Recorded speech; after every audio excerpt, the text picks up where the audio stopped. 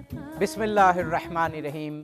ناظرین محترم السلام علیکم۔ ناظرین، قائد اعظم محمد علی جناح بانی پاکستان آپ کے حوالے سے سچ ٹی وی میں یہ 10 روزہ پروگرام یعنی پورا عشرہ منایا جاتا ہے، اور آپ جانتے ہیں سچ ٹی وی کی تو روایت ہے کہ اپنے مشاہیر، اپنی بڑی ہستیاں، ان کے ایام اور ان کے حوالے سے کوئی بھی بات ہو، سچ ٹی وی ہمیشہ صفحے اول میں رہا ہے، بلکہ اگر الیکٹرانک میڈیا کی بات کی جائے تو اتنے پروگرامز تو کہیں پر بھی نہیں ہوتے۔ اور ہم قائد کی جب بات ہو تو ان کی زندگی کا مکمل احاطہ کرتے ہیں، اور آپ اس وقت یہ پورا عشرہ دیکھ رہے ہیں، پورے 10 روزہ ایام۔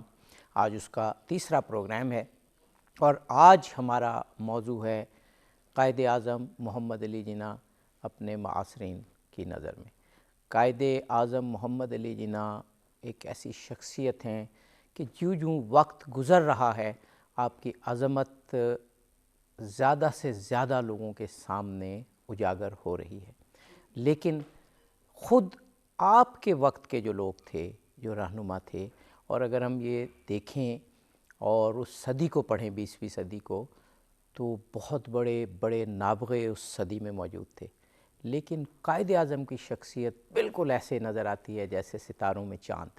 اور جیسے میں نے عرض کیا کہ جوں جوں وقت گزر رہا ہے، آپ کا کریکٹر، آپ کے جو ٹریٹس تھے، جو کوالٹیز تھیں، وہ اور نکھر کے سامنے آ رہی ہیں۔ اور یہی ہمیشہ ہوتا ہے، سورج جوں جوں وقت گزرتا ہے اور نصف النہار پہ آتا ہے تو اس کی چمک میں، اس کی روشنی میں، اس کی ضیاء پاشی میں اضافہ ہوتا چلا جاتا ہے۔ ہم آج قائد کی انہی باتوں کا ذکر کریں گے۔ ہمارے ساتھ ایسی شخصیات موجود ہیں جو اس موضوع پر دسترس رکھتی ہیں، اور بلکہ پوری زندگی تحریک پاکستان اور قائد اعظم پر ریسرچ ورک میں گزاری، ایسی شخصیات بھی موجود ہیں۔ ہمارے ساتھ جناب ظفر حسن رضا صاحب موجود ہیں۔ آپ لکھاری ہیں، مترجم ہیں اور صاحب مطالعہ شخصیت ہیں۔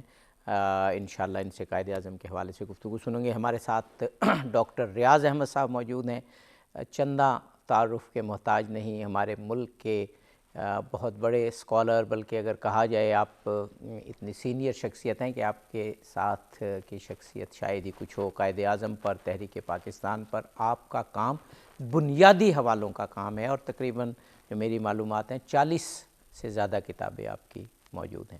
ہمارے ساتھ پروفیسر ڈاکٹر عقیلہ آصف صاحبہ موجود ہیں، ہمارے ملک کی ایک معروف یونیورسٹی میں پڑھاتی ہیں، صاحب مطالعہ ہیں، مصنف ہیں، کتابوں کی کالم بھی لکھتی ہیں، اور انشاءاللہ آج ہم ان سے قائد اعظم کے حوالے سے سنیں گے۔ اگر ہم مجھے اجازت دیں تو ڈاکٹر ریاض احمد صاحب سے، کیونکہ آپ قائد اعظم اور مسلم لیگ پر ایک اتھارٹی رکھتے ہیں، شروع کرتے ہیں۔ ڈاکٹر صاحب، یہ آج کا موضوع دو حوالے سے مشکل ہے۔ ایک تو یہ کہ خود جو کنٹمپریری شخصیات ہوتی ہیں، جو کسی بڑی شخصیت کے ساتھ ہوتی ہیں، تو وہ اپنے معاصر کے بارے میں زیادہ تر یہ دیکھا گیا کہ کنجوسی سے کام لیتے ہیں، لیکن قائد اعظم کی جب ہم بات کریں تو قائد اعظم کے جو ساتھ کے لوگ تھے وہ خود بھی بہت بڑی بڑی پرسنالٹی تھے۔ بلا شبہ آپ گاندھی کی بات کریں، نہرو کی بات کریں، سر آغا خان کی بات کریں، خود قائد ملت لیاقت علی خان کی بات کریں، سروجونی نائیڈو کی بات کریں، تو ان شخصیات کا قائد اعظم کو خراج تحسین پیش کرنا۔ اور جب میں یہ پڑھتا ہوں کہ انہوں نے قائد اعظم کے بارے میں جو کہا تو وہ کوئی لفظی بات مجھے نظر نہیں آتی، وہ لگتا ہے کہ وہ قائد اعظم کی قابلیت کو دیکھ کے دل سے بات کر رہے ہیں۔ فرمائیے گا جی، بسم اللہ الرحمن الرحیم۔ عبدی صاحب بہت شکریہ آپ کا، اور آپ سچ ٹی وی کہ آپ بڑا اچھا پروگرام کر رہے ہیں، اور عشرہ قائد جو ہے صرف سچ ٹی وی کے لیے کا اعجاز ہے، بالکل تو صحیح بات۔ یہ گریٹ کنٹریبیوشن، اور جو آپ کے جو ادارے کے سربراہ ہیں ان کو بھی وہ مبارکباد کے مستحق ہیں بالکل درست۔ کہ یہ بہت اچھا کام کر رہے ہیں، کہ یہ ملک قائد اعظم کے نام سے بنا ہے، اسی نے دیا ہے، اور اسی خالی نام نہیں ہے، اس کی محنت، اس کی کاوش، اس کی خون پسینہ جو ہے، رات دن جاگنا، کہ ایسے ہی نہیں کہ اس نے ڈیمانڈ کیا تو مل گیا، بڑی مشکلات، کانٹوں کا سفر یہ رہا ہے۔ اب اس کے معاصرین بے شمار معاصرین ہے میرے جو نگاہ میں چند ایک کی باتیں کروں جی گا، جی جی ابھی ایک دو باتیں کرتے ہیں پھر ایسے آپ کہیں گے کہ مثلاً جنوری 1959 میں لندن میں ایک کانفرنس ہوئی، جی جی وہاں پر وہ انگریزوں نے خطاب کیا ہے جو ہندوستان کے حکمران رہے. اچھا.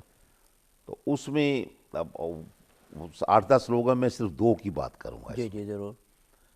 ایک تو سر پیتھک لارنس جو وزیر ہند تھے اور کیبنٹ مشن جو مارچ 46 میں آیا اور مئی تک رہا. انہوں نے ڈائیلاگ کیے جناح سے, گاندھی سے, نہرو سے, دوسرے لوگوں سے بات چیت کی. ایک تو اس نے خطاب کیا, صحیح. اس کی میں پہلے بات کروں پھر اس کے بعد انہوں نے اپنے خطاب میں جو کہا ہے کہ انہوں نے یہ کہا کہ جناح صاحب جو ہے وہ ایک ایسی شخصیت ہے کہ ان سے جب کوئی بندہ بات چیت کرتا ہے تو وہ بات چیت میں ایسا الجھا لیتے ہیں بندے کو. وہ اپنی مثال دے رہے ہیں, صحیح بات, کہ بندہ ان کی بات سنے بغیر ادھر ادھر ہو نہیں سکتا. یہ وہ شخص کہہ رہا ہے جو وزیر ہند کی بات کر رہا ہوں, امپورٹنٹ بندے کی بات کر رہا ہوں.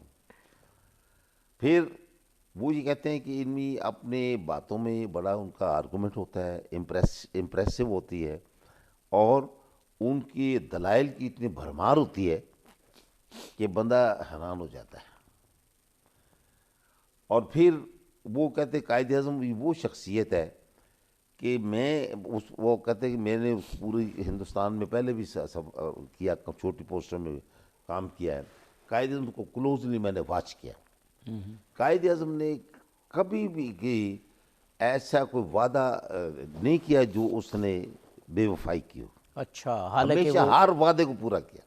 حالانکہ جس لیول پہ وہ تھے قائد یعنی اعظم, وہ اور مخالف جتنی تھا, مشکلات تھیں, انگریز مخالف تھا جی جی, کہ کبھی بھی وعدہ جو کیا اس سے وعدہ خلافی نہیں. بلکہ یہ سیاست میں تو عموماً یہ کہا جاتا ہے کہ جہاں پر کوئی الجھاؤ آئے یا مشکل آئے تو وعدہ کر کے اور گزر جاؤ. اچھا, پھر اس کے ساتھ دوسری اس کی الٹ بات بھی کی. انہوں نے پھر قائد اعظم ایسا شخص بھی تھا کہ اگر کوئی اس سے وعدہ کرے اور اس سے وہ منکر ہو جائے تو قائد اعظم اس کو ایک ایسا سبق سکھاتے تھے وہ ساری زندگی یاد رکھتے. اچھا, واہ واہ واہ واہ, بہت خوب. اچھا, اس سے قبل کہ آپ اور مزید بات کریں, ہم چاہ رہے ہیں وقفے سے ہم تینوں مہمانان گرامی سے ہم استفادہ کر لیں. اور ہمارے ماشاءاللہ ایک تو سچ ٹی وی کی روایت, اور دوسرا الحمدللہ بہت خوب ٹائم ملتا ہے ان پروگرامز میں جس میں ہم گفتگو کرتے ہیں. وہ بیچ میں وقفے اور اشتہارات اور یہ سلسلہ تو چلتا ہی ہے. ظفر حسن رضا صاحب, آپ ایک ادبی شخصیت ہیں, آپ مترجم ہیں, بہت اچھی اعلیٰ کتابوں کا آپ نے ترجمہ کیا, اور خود آپ یعنی میکسیمم جو ہم کہہ سکتے ہیں اعلیٰ ترین سطح کی بیوروکریسی آپ نے, میں یوں کہوں گا, انجوائے کی.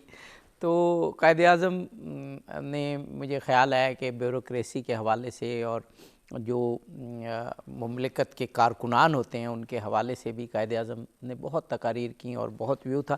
اس پہ بھی آپ سے سنیں گے ضرور, شاید آج بھی موقع ملا تو کچھ. لیکن ابھی آج جو موضوع کے جو آپ کے کنٹمپریری شخصیات تھیں, معاصرین تھے, انہوں نے باکمال الفاظ قائد اعظم کے بارے میں کہے. جب میں آج بھی اور کل بھی اس پروگرام کے لیے پڑھ رہا تھا تو میں نے جیسے بھی ڈاکٹر صاحب سے گفتگو کرتے ہوئے بھی کہا کہ معلوم ہوتا ہے کہ وہ جو کہہ رہے ہیں وہ دے مین اٹ, وہ اس کا مطلب وہی لے رہے ہیں جو کہہ رہے ہیں, کیونکہ اس کا کوئی اور مطلب ابھی جیسے ڈاکٹر صاحب نے بتایا ہو ہی نہیں سکتا. آپ بھی کچھ فرمائیے کہ کن شخصیات کو آپ اولین طور پر لیں گے جنہوں نے قائد اعظم کے بارے میں کچھ کہا.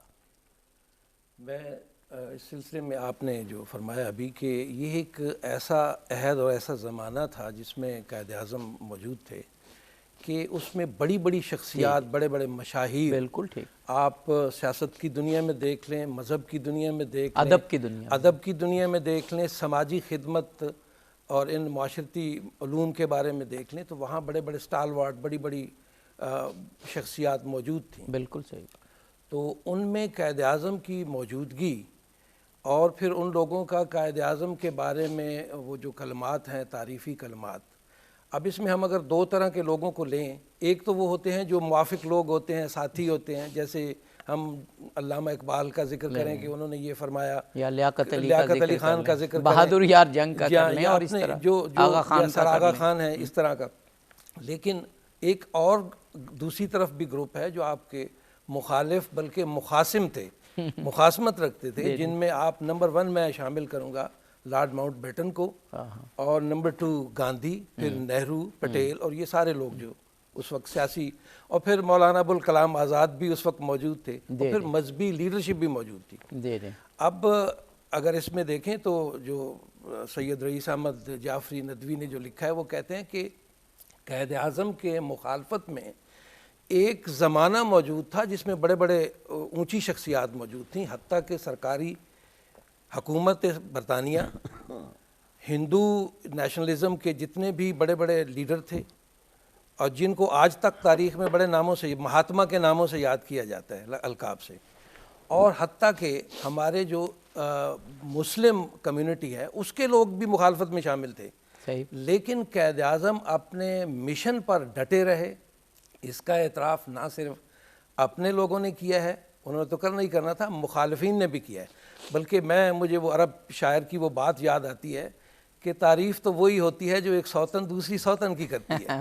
یہ ایک مثال ہے، تو تعریف وہی شمار ہوگی جو ماؤنٹ بیٹن نے کی ہے۔ مثلا اس کی میں ایک مثال دیتا ہوں کہ جو اس نے ایک بڑی رومانوی داستان لکھی ہے انڈیپینڈنس پہ، تقسیم ہند پہ، freedom at midnight, Larry Collins جو دو مصنف جو ہیں، ایک فرینچ ہے اور ایک امریکن، اس نے کوشش پوری کی ہے کہ اس میں قائد اعظم ان 4 پلیئرز میں لارڈ ماؤنٹ بیٹن ہیں اور گاندھی ہیں اور نہرو ہیں، قائد اعظم، یہ 4 پلیئر اس نے بتایا اس ڈرامے کے پلیئر ہیں جو فریڈم ایٹ مڈ نائٹ کا سٹیج کیا گیا۔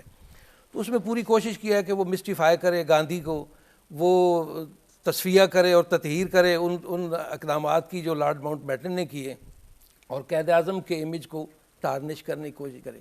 تو اس نے جتنی بھی ہو نہیں سکا، جو منفی صفات وہ دیتا ہے اگر آپ اس کو پازیٹیو سائڈ پہ رکھیں تو انفیکٹ اس نے قائد اعظم کے مثبت پہلوؤں کو منفی بنا کے پیش کیا۔ لارڈ ماؤنٹ بیٹن کہتا ہے، اس نے ایلن کو جو ان کا سیکرٹری تھا اس کو بتایا کہ میں قائد اعظم کے ساتھ پچھلے فورٹ نائٹ میں 15 دنوں میں 6 میٹنگ کر چکا ہوں، لیکن قائد اعظم اپنے ارادے میں اتنے مصمم ہیں کہ لارڈ ماؤنٹ بیٹن کو پسینے آ جاتے تھے اس بات پہ کہ وہ قائد اعظم کے اس مصمم ارادے میں کہ وہ ایک الگ ریاست چاہتے ہیں مسلمانوں کے لیے، اس کی فصیل میں وہ دراڑ اس نے خود اعتراف کیا ہے۔ اور یہ فریڈم ایٹ مڈ نائٹ کے مصنف نے بھی جو چونکہ اس کو ترجمانی کی ہے انہوں نے اس کا اعتراف کیا ہے کہ لارڈ ماؤنٹ بیٹن یہ مانتا تھا کہ قائد اعظم سے میں 1 انچ بھی ان کو اس سے طرف ہٹا نہیں سکا۔ جی، آپ نے بھی ایک شخصیت کا ذکر کیا، پروفیسر ڈاکٹر عقیل آصف صاحبہ سے بھی میں کہوں گا کہ وقفے سے قبل آپ جلدی سے ہمیں آپ بھی کسی ایک شخصیت کے حوالے سے بتا دیں۔ جی، سب سے پہلے تو میں سچ ٹی وی کا ایک بار پھر شکریہ ادا کروں گی کہ نوجوان نسل کی گائیڈنس کے لیے، ان کی آگاہی کے لیے یہ بہت اچھا سلسلہ ہے، کیونکہ ہماری نوجوان نسل رفتہ رفتہ وہ ساری چیزیں بھولتی جا رہی ہے، اور ان کی یاد دہانی کے لیے ایسے پروگرام کرنا جو ہے یہ ایک قومی فریضے کے طور پہ میں دیکھوں گی اس کو کہ یہ ایک بہت بڑی خدمت ہے۔ اور سچ ٹی وی آپ ایسی شخصیات کا شکریہ ادا کرتا ہے کہ آپ تشریف لاتے ہیں۔ بہت شکریہ سر، ہم تو حاضر ہیں، لیکن یہ ہے کہ یہ ہمیں جو پلیٹ فارم مہیا کیا گیا ہے اس کے لیے ہم ایک بار پھر آپ کے شکر گزار ہیں۔ بہت شکریہ۔ آپ نے جس طرح سے کہا اس میں، جیسے کہ میرے استاد محترم ڈاکٹر ریاض صاحب نے اور ظفر حسن انہوں نے جس طرح سے بات کا آغاز کیا ہے وہ ایک بہت بہترین طریقے سے انہوں نے بتایا ہے۔ اب میں اس میں صرف یہی اضافہ کرنا چاہوں گی اسٹارٹ میں کہ دیکھیں، ہم اثر شخصیات یا پیئرز جو ہوتے ہیں وہ آپ کی خوبیوں خامیوں دونوں کو دیکھ رہے ہوتے ہیں، اور جس طرح سے قائد اعظم نے ایک اصولی سیاست کی بنیاد رکھی، میں سمجھتی ہوں کہ وہ ایک اس وقت کے دور کے لیے بھی نہ صرف اس وقت یہ بہت امپورٹنٹ تھا بلکہ آج بھی یہ اسی طرح سے معتبر ہے جتنا اس دور میں تھا۔ اس سلسلے میں علامہ اقبال کا میں حوالہ دینا چاہوں گی کہ علامہ اقبال نے کہا کہ جو لفظ استعمال کیے قائد اعظم کے لیے وہ یہ تھا کہ گائیڈ آف دس ایرا، اور گائیڈ آف دس ایرا جو ہے وہ صرف سب کانٹیننٹ یا بر صغیر کے لیے نہیں کہا گیا بلکہ پورے ساؤتھ ایشین ریجن کے لیے انہوں نے۔ جی، اور علامہ اقبال خود کتنی بڑی ٹاورنگ پرسنالٹی تھے کہ مجھے بعض اوقات ان کی عظمت کا جب خیال آتا ہے تو مجھے وہ لمحہ یاد آتا ہے جب نہرو آ کے ان کے نیچے بالکل ایسا ہی ہے، نہرو ان کے پاؤں میں بیٹھتا تھا آ کے۔ جی جی، تو علامہ اقبال نے بہت اچھے طریقے سے قائد اعظم کا جو تصور، انہوں نے تصور پاکستان بھی دیا اور مسلمانوں کا ایک تصور لیڈر بھی دیا کہ آپ کا لیڈر کیسا ہونا چاہیے، اور اس کا کریڈٹ علامہ اقبال کو جاتا ہے کہ جب ایک دفعہ قائد اعظم سب چھوڑ چھاڑ کے چلے اچھا، گئے۔ یہاں ہم ایک بریک لینی ہے، جی بریک کے بعد انشاءاللہ آپ ہی سے سلسلہ متصل کریں گے۔ ناظرین، قائد اعظم کی شخصیت، آپ کی حیات، آپ کی خدمات پر یہ پروگرام جاری ہے، ہمارے ساتھ رہیے، جلد ہی واپس آتے ہیں۔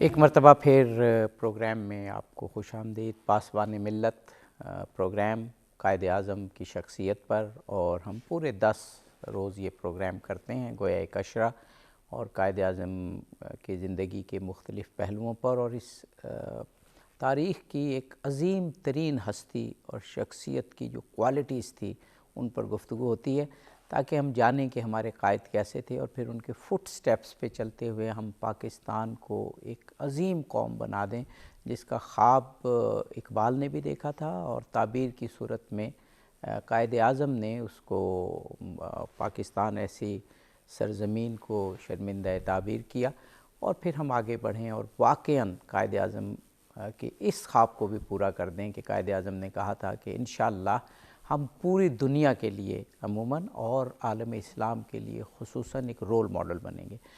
آج کا موضوع قائد اعظم اپنے معاصرین کی نظر میں وہ قائد اعظم کو کیسا دیکھتے تھے، اور انہی کے ریمارکس پر ہم جانتے ہیں کہ قائد اعظم واقعاً ایک عظیم ترین شخصیت تھے۔ پروفیسر ڈاکٹر عقیلہ آصف صاحبہ کچھ بات کر رہی تھی اقبال کے حوالے سے کہ جو خود ایک نابغہ تھا، ایک بہت بڑی شخصیت تھے، وہ قائد اعظم کے بارے میں کیا کہتے ہیں؟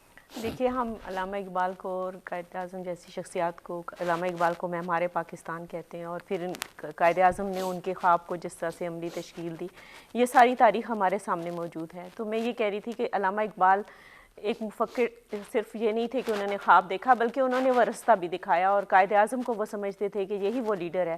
انہوں نے پہچان کے قوم کو یہ بتایا کہ یہ وہی لیڈر ہیں جو کہ آپ کو آپ کی منزل تک بلکہ پہنچا یہ سکتے کہا ہیں۔ کہ آپ ہی صرف وہ لیڈر ہیں۔ بالکل، قائد وہ اعظم خط نے و اپنے خطابت خط میں اگر آپ لکھا پڑھیں، اگر تاریخ کا جو حصہ ہے، اب ہماری پاکستان کی تاریخ کا حصہ ہے، وہ جو خط لکھے گئے، جو علامہ اقبال نے ان کو کنونس کیا، اس پہ قائل کیا کہ آپ کو واپس آنا چاہیے، اور مسلمان قوم کی جو ہے یہاں پہ قائد کی حیثیت سے آپ کو ان کی رہنمائی کرنی چاہیے۔ یہ ایک ایسی حقیقت ہے جو کہ دیکھیں، یہ خود ساری کی ساری شخصیات بہت قداور شخصیات رہی ہیں، جن کا بھی تاریخ میں ذکر ہے کہ جو کہ تحریک پاکستان کے نمایاں کردار رہے ہیں، ان میں اگر علامہ اقبال جیسی شخصیت جو ہے وہ قائد اعظم کو اگر کہتی ہے گائیڈ آف دی ایرا، یعنی چھوٹی جگہ کے لیے نہیں بلکہ پوری ساؤتھ ایشیا کے لیے، اور پھر پورے عراق کے لیے، یعنی صدی پوری کے لیے وہ، تو یہ ایک بہت بڑی بات ہے۔ کیونکہ پیئرز جو ہیں وہ عام طور پہ، جیسے کہ ذکر بھی کیا، مجھ سے پہلے اس بات کا ذکر کیا گیا کہ عام طور پہ، اور آپ نے اپنے انٹرو میں بھی کہا کہ ذرا تنگ نظری کا مظاہرہ کرتے ہیں، لیکن یہ دیکھیں کہ ان کی شخصیت، قائد اعظم محمد علی جناح کی شخصیت اتنی مضبوط شخصیت تھی، اور انہوں نے اتنی اصولی سیاست کی کہ اس پہ ان کے جو ساتھ کے معاصرین تھے ان کو بھی یہ کہنا پڑا کہ قائد اعظم ہی وہ واحد لیڈر ہیں جو کہ مسلمان قوم کو اس وقت بڑے احتیاط کے ساتھ، بڑے تدبر کے ساتھ جو ہے اپنی منزل تک پہنچا سکتے ہیں۔ بے شک۔ ڈاکٹر ریاض احمد صاحب، آپ 1959 کی ایک کانفرنس کا ذکر کر رہے تھے جو یو کے میں ہوئی، انگلینڈ میں ہوئی، اور وزیر ہند کے ریمارکس آپ بتا رہے تھے کہ وہ قائد اعظم کے بارے میں کیا فرما رہے تھے۔ ایک وہ شخصیت تھی، وہ بات آپ ضرور ہمیں، وہ تو ہو گئی ہے، اب دوسری بات کرتا ہوں۔ جی۔ اس میں ایک اور شخصیت تھی سر ایلف کیرو، جو صوبہ سرحد کے گورنر رہے ہیں، انگریز گورنر، اس نے بھی اس میں خطاب کیا۔ اچھا، صحیح۔ انہوں نے اس سے بھی بڑے ریمارکس دیے۔ انہوں نے کہا قائد اعظم کو میں ایشیا کا سب سے بڑا لیڈر سمجھتا ہوں، پورے ایشیا کی بات کر رہا ہوں۔ جی۔ اب گورنر انگریز اور گورنر ہے، ایشیا میں آپ دیکھیں کہاں سے کہاں تک سب سے بڑا ایشیا میں پورا سب سے بڑا لیڈر ہے۔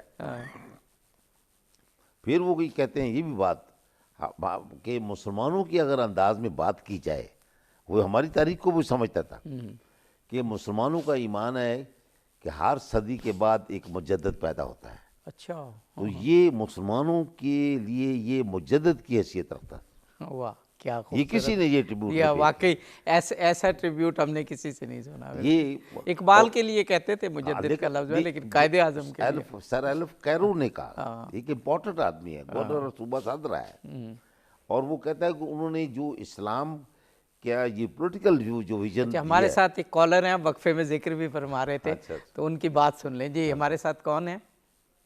یحییٰ صاحب کراچی سے. جی جی پہلے تو تمام معززین کو سلام ہو، اور سچ ٹی وی اس قسم کے پروگرام کر کے ہمیں ریوائیو کرواتا ہے اپنے جو محسنوں کو اور ہمارے لیڈرز کو. میرا سوال ذرا یہ ہے کہ دیکھیں ہمارے قائد اعظم کے بارے میں، شخصیت کے بارے میں کچھ چیزیں بڑی کنٹروورشل تھیں، اور لیکن اللہ کے کرم سے انہوں نے ایک بہت، وہ کوئی دیندار بظاہر نہیں تھے لیکن ایک ایسا ملک بنا دیا جو مسلمانوں کے لیے ایک مثال بن گیا ہے. صحیح. لیکن میرا کوشچن یہ ہے کہ اگر اس زمانے کے اندر جو لوگ ان سے اختلاف کرتے تھے، اور بہت سے لوگ وہ ان کو، کیونکہ وہ ایک ان کا بظاہر حلیہ مسلمانوں والا نہیں تھا، لیکن وہ ایک اللہ، وہ ایک یقین محکم ان کے پاس تھا، اللہ پہ بلیو ایک تھا، تو اس بارے میں کچھ فرمائیے. جو اختلاف کرتے تھے اور بعد میں ان لوگوں کو ریئلائز ہوا جب ہماری ملک بن گیا تو انہوں نے یہ ریئلائز کیا کہ واقعی ایک مسلمانوں کے لیے ایک ملک بنایا گیا، اس میں جو ان کی مخالفت کی گئی تھی اس کے بارے میں کچھ بتائیے، کیونکہ انہوں نے اس وقت کو فیس کیا، اور فیس کرنے کے بعد انہوں نے ایک ثابت کیا کہ وہ سچے مسلمان ہیں. جی جی بہت بہت شکریہ، بہت شکریہ، بہت خوب. آپ نے یہ جو دو باتیں کی تو کمنٹ ہے. جی دوسری بات تو آپ کی بہت درست ہے کہ قائد اعظم نے پروو کیا کہ وہ کیسے ایک سچے مسلمان تھے، کہ انہوں نے مسلمانوں کے لیے ایک ملک بنایا. وہ جہاں تک آپ حلیے کی بات کر رہے ہیں تو اسلام ہر چیز کے بارے میں گائیڈنس فراہم کرتا ہے. اسلام یہ نہیں کہتا کہ یہ طرز زندگی یا یہ طرز معاشرت یا یہ لباس جو ہے یہ اختیار کیا جائے. تو اگر قائد اعظم کے آپ لباس کو دیکھیں، ان کی شخصیت کو دیکھیں، تو جو اسلام نے ایک طرز معاشرت اور ایک لباس کے حوالے سے بات کی وہ ان پر پورا اترتا تھا. اور جتنے خوش لباس قائد اعظم تھے، اسلام تو بہت زیادہ اس پہ زور دیتا ہے کہ آپ کی خوش لباسی ایسی ہونی چاہیے کہ دوسرا شخص آپ کو دیکھ کے فرحت محسوس کرے. جی ڈاکٹر صاحب. اسی سلسلے میں جی جی ایلف کیرو نے بات کیا جی جی جی کہ یہ ایسا شخص ظاہری طور پر تو یہ انگریز کا لباس پہنا ہوا نظر آتا ہے، جی جی لیکن اندر سے پکا مسلمان ہے. اچھا واہ. اور تو یہ تو ہمارے کالر کا جواب ہو گیا. وہی بات ہے، واہ واہ. جی پکا مسلمان ہے. اور جو سیاسی انداز میں جو رہنمائی اس نے مسلمانوں کی ہے، اس صدی میں اس سے بہتر کوئی نہیں کر سکتا. کوئی شک نہیں، کوئی شک نہیں ہے. تو بالکل یہ اس کا ٹریبیوٹ ہے ٹو قائد اعظم. بالکل صحیح ہے. اور یہ دو بہت بڑی شخصیات، بہت ایک بڑی آپ نے وزیر ہند کی بات کی. اب میں یہی تو ہم اپنے جناب ظفر حسن رضا صاحب، ہم ابھی اپنی گفتگو میں اور میں نے بھی اپنے انٹرو میں یہی کہا کہ اگر شخصیات نے جو تعریف کی قائد اعظم کی تو بہت کم مجھے ایسی تعریفیں نظر آتی ہیں کہ جو ایک دم ان کی زندگی پر ہم مکمل طور پر جس کو کہتے ہیں کہ اس کا تعین کر دیں کہ واقعاً جو انہوں نے کہا ہے یہ تو اس شخصیت پر پورا اترتا ہے. یہ جو تبصرہ یا ریمارکس ہیں.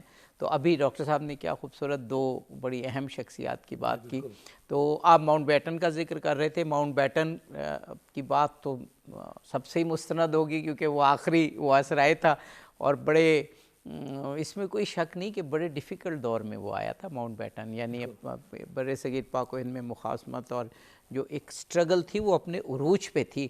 تو ماؤنٹ بیٹن جی وہ بہت، یعنی اور پھر جنگ عظیم کے بعد کا زمانہ، اور تو اس کا مشکل دور تھا. تو وہ اگر ٹریبیوٹ دیتا ہے تو اس کے بڑے معنی ہیں. اور عابد صاحب یہ لارڈ ماؤنٹ بیٹن جو ہے یہ اس کا تعلق نیوی سے تھا اور شاہی خاندان سے بھی تعلق تھا. تو اس کو جو اس وقت کے پرائم منسٹر اٹلے تھے اسی مشن پہ بھیجا تھا کہ یہ ایک بڑا ہی ایک اسٹیٹسمین ٹائپ آدمی تھا جو لوگوں کو باتوں میں الجھا کر اپنا مقصد حاصل کر سکتا تھا. لیکن اس نے اس بات کا اعتراف کیا کہ وہ اب جو وہ بات کرتا تھا، ڈاکٹر صاحب نے بھی وہی بات بالکل ڈاکٹر صاحب فرما رہے تھے، نہرو یا گاندھی یہ لوگ ڈٹو جو بھی وہ بات کرتا تھا اس کے یس مین کے طور پر بات مان لیا کرتے تھے. لیکن اس کو سب سے زیادہ جب مشکل پیش آئی تو وہ قائد اعظم کے سامنے، اور اس نے اس کا اعتراف بھی کیا. اچھا، اس میں ایک سب سے بڑی بات یہ ہے کہ جب ہم کسی کی شخصیت پہ بات کرتے ہیں، پرسنالٹی کے بارے میں، خصوصاً جب ہم قائد اعظم کے یہ تو عام طور پہ بھی ہے کہ اس کے سب سے پہلے شخصیت، اس کی پرسنالٹی کیا ہے. جیسے ابھی آپ کہہ رہے تھے کہ خوش لباسی، جی اور دیدہ زیب مطلب لباس ان کا بڑا اچھا. اور یہ لباس جب ان سے کہا جاتا تھا نا کہ جی آپ بڑا اچھا لباس پہنتے ہیں اور یہ وہ ساری چیز، تو انہوں نے کہا کہ میں کیا مطلب دھوتی باندھ کر انگریزوں کی جیلوں میں تو نہیں جا سکتا. دیکھو نا یہ، اور انہوں نے اس چیز کا یعنی اعادہ کیا کہ یہ جنگ جو ہم نے لڑنی ہے اس طرح نہیں لڑنی کہ جس طرح یہ وہ گاندھی لڑ رہا ہے. گاندھی کو وہ کہتے تھے کہ یہ ہندو ریوائولسٹ ہے اندر سے، لیکن اس نے باہر سے جو لبادہ اوڑا ہے دھوتی باندھ کر اور یہ لوگوں میں میسز میں جانے کا، یہ ایک فریب ہے، کنسیٹ ہے. وہ کہتے تھے نا وہ 3rd کلاس ڈبے میں سفر کرتا تھا، لیکن وہ پہلے سے وہ اس کے ٹکٹ خریدے جا چکے ہوتے تھے. اس نے کہا جی وہ اس نے یہ فریڈم ایٹ مڈ نائٹ کے مصنف میں لکھا ہے کہ جی وہ فیٹش سمپلسٹی جو ہے اس کو فالو کرتا تھا، یعنی ایسی سمپلسٹی جس کا دھوکہ لوگوں کو دینا ہے، تقدس پیدا کرنا. اور قائد اعظم جو ہے ہی واز ریولنگ ان پومپ، یعنی وہ اس نے لکھا ہے کہ وہ اپنی ٹھاٹ باٹ کی زندگی میں رہ رہے تھے. اور قائد اعظم نے خود بھی فرمایا کہ میں دھوتی باندھ کر جیلوں میں نہیں جاؤں گا اس طرح، میں کانسٹیٹیوشنل کی جنگ لڑوں گا اور آئینی جنگ لڑ کے اپنے مقاصد جو ہے ان کو اور نصب العین کو پورا کروں گا. واہ واہ، بہت خوب. پروفیسر ڈاکٹر عقیلہ آصف صاحبہ، مزید آپ نے اقبال کے حوالے سے بات کی تھی. اقبال تو ہم ہمیشہ یہ جو ہمارا 10 روزہ سلسلہ ہوتا ہے اس میں اقبال اور قائد اعظم پر ایک پروگرام ضرور رکھتے ہیں، بلکہ اس دفعہ تو ہم نے سر سید کی بھی بات کی کہ سر سید، اقبال اور قائد اعظم یہ ایک فکری تسلسل ہے بہرحال، تو اس پہ تو ہم پورا ایک پروگرام کریں گے انشاءاللہ. لیکن اقبال ایک ایسی شخصیت ہے کہ اس پہ تو ہر پروگرام میں اور قائد اعظم سے ان کے تعلق پہ بات ہو سکتی ہے. آپ اور مزید فرمائیے. میرے ذہن میں بھی بہت سارے ریمارکس ہیں ان کے قریبیوں کے، لیکن میں یہ چاہ رہا ہوں کہ آپ پارٹیسپینٹس ہیں، ہم آپ کی زبانی سنیں. جی، میں اس لیے میرے ذہن میں کافی ساری چیزیں ہیں، لیکن کیونکہ میں نوجوان نسل سے زیادہ تر مخاطب ہوتی ہوں تاکہ اس حوالے سے، ان پروگراموں کے حوالے سے وہ کچھ سیکھ سکیں. جی، اور آپ ایک استاد ہیں، آپ تو آپ جی بالکل، میرے شاگرد جو ہے وہ میرے لیے بہت قیمتی ہے. تو اس میں ایک چیز جو میں اور عرض کرنا چاہوں گی وہ یہ ہے کہ قائد اعظم کی شخصیت کے حوالے سے بھی بات ہو رہی تھی، ان کے لباس، ان کے انداز، ان کے کردار، ان کی زبان کے حوالے سے. تو جب تک وہ ان کی چیزوں کو سمجھتے نہ، انگریزوں کی چیزوں کو سمجھتے نہ، ہندوؤں کی چیزوں کو، جو بھی ان کی سیاست کے لوازمات تھے یا جو ان کے پالیسی میٹرز تھے یا جس طرح سے وہ سیاست انہوں نے اختیار کی تھی، وہ اس کا توڑ نہیں کر سکتے تھے. تو اس کو سمجھنے کے لیے ظاہرہ ایک چھوٹی سی زندگی میں اس کو اپنانا بھی پڑتا ہے، اور یہی کچھ قائد اعظم نے کیا. ان کے مطمع نظر دراصل مسلمانوں کی فلاح و بہبودی تھا. اب کیونکہ یہ تو سوشل میڈیا کا دور ہے، یہاں پہ تو بال کی کھال اتار سکتے ہیں آپ کو ہر طرح کے ریفرنسز مل جاتے ہیں، ہر چیز مل جاتی ہے، لیکن اس میں سے سچ کو ابھی بھی نکالنا، کشید کرنا جو ہے یہ ایک بہت بڑا کام ہے. تو میں اس سچ کو کشید کرنے کے بارے میں بات کرتی ہوں ہمیشہ کہ قائد اعظم کی جو شخصیت ہے وہ آج بھی اتنی ہی معتبر ہے جتنی کہ قیام پاکستان کے موقع پہ تھی، جتنی کہ آج سے چند دہائیوں پہلے تھی، جتنی کہ 75 سال پہلے تھی. قائد اعظم کے بارے میں مثال کے طور پہ جیسے سروجنی نائیڈو کا ہے، آپ نے کہا کہ وہ تو ہمارے ہم مذہب نہیں تھی، لیکن انہوں نے صرف قائد اعظم کا جو غیر متعصب رویہ تھا اس کے بارے میں بات کی ہے اور کہا ہے کہ وہ اتنے بیلنس طریقے سے چلتے ہیں، لوگوں کو ساتھ لے کے چلتے ہیں، کیونکہ قائد اعظم کی سیاست کو ہم 2 حصوں میں تقسیم کر سکتے ہیں. ایک شروع کا حصہ جب وہ صرف بر صغیر کے تمام لوگوں کی آزادی کی بات کرتے ہیں، اور دوسرا وہ حصہ جب وہ مسلمانوں کے علیحدہ اور دونوں اہم حصے ہیں. جی دونوں اور اہم یہ کہا گیا کہ قائد اعظم اگر شروع میں خود سب کانٹیننٹ کی آزادی کی بات نہ کرتے اور جس طرح سے وہ قانونی اور آئینی طریقے سے لے کے چلے ہیں تو شاید انڈیا کی آزادی کی بھی منزل اتنی قریب نہ آتی. ایسا ہی ہے، ایسا ہی. تو میں جو ان کی سیاست کا پہلا حصہ ہے، میں اس زمانے کی بات کر رہی ہوں جب ان کو سروجنی نائیڈو نے ہی خطاب دیا ambassador of Hindu Muslim unity, بلبل ہندوستان انہیں کہا جاتا تھا. ان کا اپنا ٹائٹل بلبل ہندوستان تھا، اور پھر بعد میں تو وہ کانگریس کی صدر بنی. جی بالکل ایسا ہی ہے. تو یہ دیکھیں کہ یہ ان کی ایک شخصیت کا ہی ایک کرشمہ تھا، کیونکہ ان کی کرشماتی پرسنالٹی تھی قائد اعظم کی، اور اپنی باتوں کے سحر میں، باتیں تو نہیں بلکہ میں کہوں گی کہ دلائل کے سحر میں وہ ایسا سننے والے کو گرفتار کرتے تھے کہ پھر اس کے پاس جواب نہیں ہوتا تھا، اور یہ بڑی بات ہے. ڈاکٹر صاحب ابھی سروجنی نائیڈو کی بات ہو رہی تھی، وہ تو آپ ماشاءاللہ اور بھی شخصیات کے بارے میں بات کریں گے. بہت ارلی قائد اعظم کی عظمت کا اعتراف اس لیڈی نے کیا. تو ہمیں اس کی عظمت کا بھی اعتراف کرنا چاہیے. یعنی 20ویں صدی کے شروع میں سروجنی نائیڈو نے ان کو ایڈمائر کیا. اس سے پہلے جی جی جی جی یہ اس کا جو ہے نا، یہ جو اس نے بلکہ قائد اعظم پہ اگر پوری ہسٹری نکالے نا، جی جی جو پہلی کتاب بھی سروجنی نائیڈو کی ہے، اچھا قائد جناح ایز ایمبیسڈر آف ہندو مسلم، ہاں، اور یہ خطاب اور یہ ٹائٹل بھی معمولی ٹائٹل یہ اور 1918 میں چھپی ہے. بالکل 1918 میں. 17 میں میں نے تو جیل میں اس کا پڑھا. وہ جو پہلا مینوسکرپٹ 17 میں جو دیا تھا اس نے، وہ میں نے انگلینڈ میں آسواس کی لائبریری ہے اس میں سے دیکھا تھا. تو وہ بڑا کمال ہے اس میں. تو یہ نائیڈو جو ہے نا، وہ اس نے اپنے انٹروڈکشن میں کافی چیزیں لکھی ہیں اس کے بارے میں. میں ایک آدھ بات کرتا ہوں. ضرور ضرور. کچھ میڈم نے بات کی ہے کہ وہ یہ کہتے ہیں کہ وہ سمجھے کہ اس کے نائیڈو کی بھی جوانی کا پیریڈ ہے، جی جی اور جناح صاحب بھی جوان تھے. بالکل. تو وہ ان کی بڑی فین تھی کہ 1915 میں کانگریس کا ایک سیشن تھا، اور اس میں سر نائیڈو نے جناح کی تعریف میں اپنی پوئم انگلش میں پیش کی. اچھا، واہ. نہرو نے نہیں، نہرو نہیں، سروجنی نائیڈو نے. ہاں 1915 میں نہرو، جواہر لال نہرو تو ابھی سیاست میں نہیں آیا، وہ 1920 میں آیا. ہاں، بالکل. 1920 میں آیا. میں اس کی نہرو کی بات کر رہا ہوں. 1915 میں جناح صاحب کی تعریف میں انگریزی میں نظم لکھی ہے. واہ واہ. اور اس نے اس میں اچھا، یہ اس نظم کا بھی تذکرہ اور سنیں گے. آپ سے ایک بریک لینی ہے ہمیں، اور بریک کے بعد آئیں گے تو پھر اس خوبصورت تاثر کے ساتھ کہ سروجنی نائیڈو کی نظم ہم سنیں گے، اس کا جو خلاصہ سنیں گے. ناظرین، قائد اعظم کی عظمت پر اور آپ کی خدمات پر، آپ کی شخصیت پر، آپ کی ٹاورنگ پرسنالٹی پر جو سب پر چھا گئی تھی، اس پر گفتگو جاری رہے گی. ہمارے ساتھ رہیے.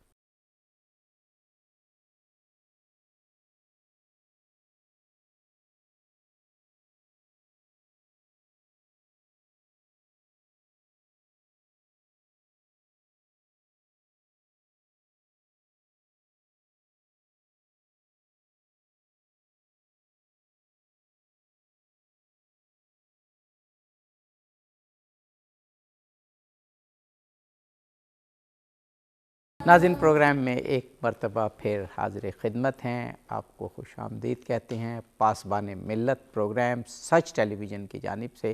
آپ جانتے ہیں کہ مشاہیر پر گفتگو میں، ان کی کوالٹیز کو سامنے لانے میں، اور پھر ان کے فٹ سٹیپس پر عمل کرنے میں سچ ٹی وی کا اب ایک بہت بڑا کردار ہے. جب سے سچ ٹی وی معرض وجود میں آیا ہے، بنا ہے، مشاہیر پر، اپنی عظیم ہستیوں پر شاندار پروگرام سچ ٹی وی پیش کرتا ہے. اس کی مینجمنٹ کو سلام ہے اس بات پر.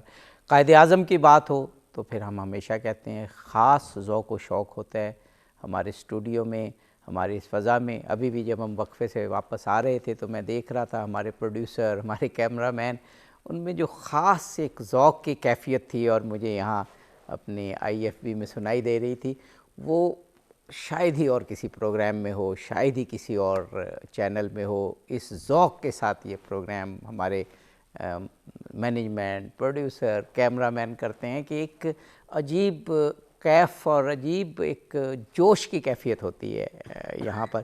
تو ڈاکٹر ریاض احمد صاحب وقفے سے قبل قائد اعظم کے حوالے سے گفتگو کر رہے تھے. جو ہمارا آج کا موضوع ہے کہ قائد اعظم جو اپنے دور کی شخصیات تھیں، یعنی جنہیں معاصرین کہا جاتا ہے، ہم عصر کہا جاتا ہے، اس کے حوالے سے کیسے تھے قائد اعظم، کیا کہتی تھی شخصیات. برصغیر پاک و ہند کی ایک بہت بڑی شخصیت جنہیں بلبل ہند کہا گیا، سروجنی نائیڈو، جو بعد میں کانگریس کی پریزیڈنٹ بھی بنی، بلکہ سارا کریئر ہی ان کا کانگریس میں اور بڑا ٹاورنگ تھا. تو وہ قائد اعظم کی دل سے تعریف تو کرتی تھی، لیکن ابھی ڈاکٹر ریاض احمد صاحب بتا رہے تھے کہ وہ قائد اعظم پہ 1915 میں انہوں نے ایک پوئم لکھی تھی. جی ڈاکٹر صاحب. وہ میں نہرو کی بات کر رہا تھا. پوئم تو لمبی چوڑی ہے، لیکن اس میں ایک بات کروں گا کہ اسے کہا میں نے جناح صاحب سے 3 لیسن سیکھے. اچھا، یہ بات جی جی کہ love for your own self, اپنی ذات اور اپنی فیملی سے محبت رکھو.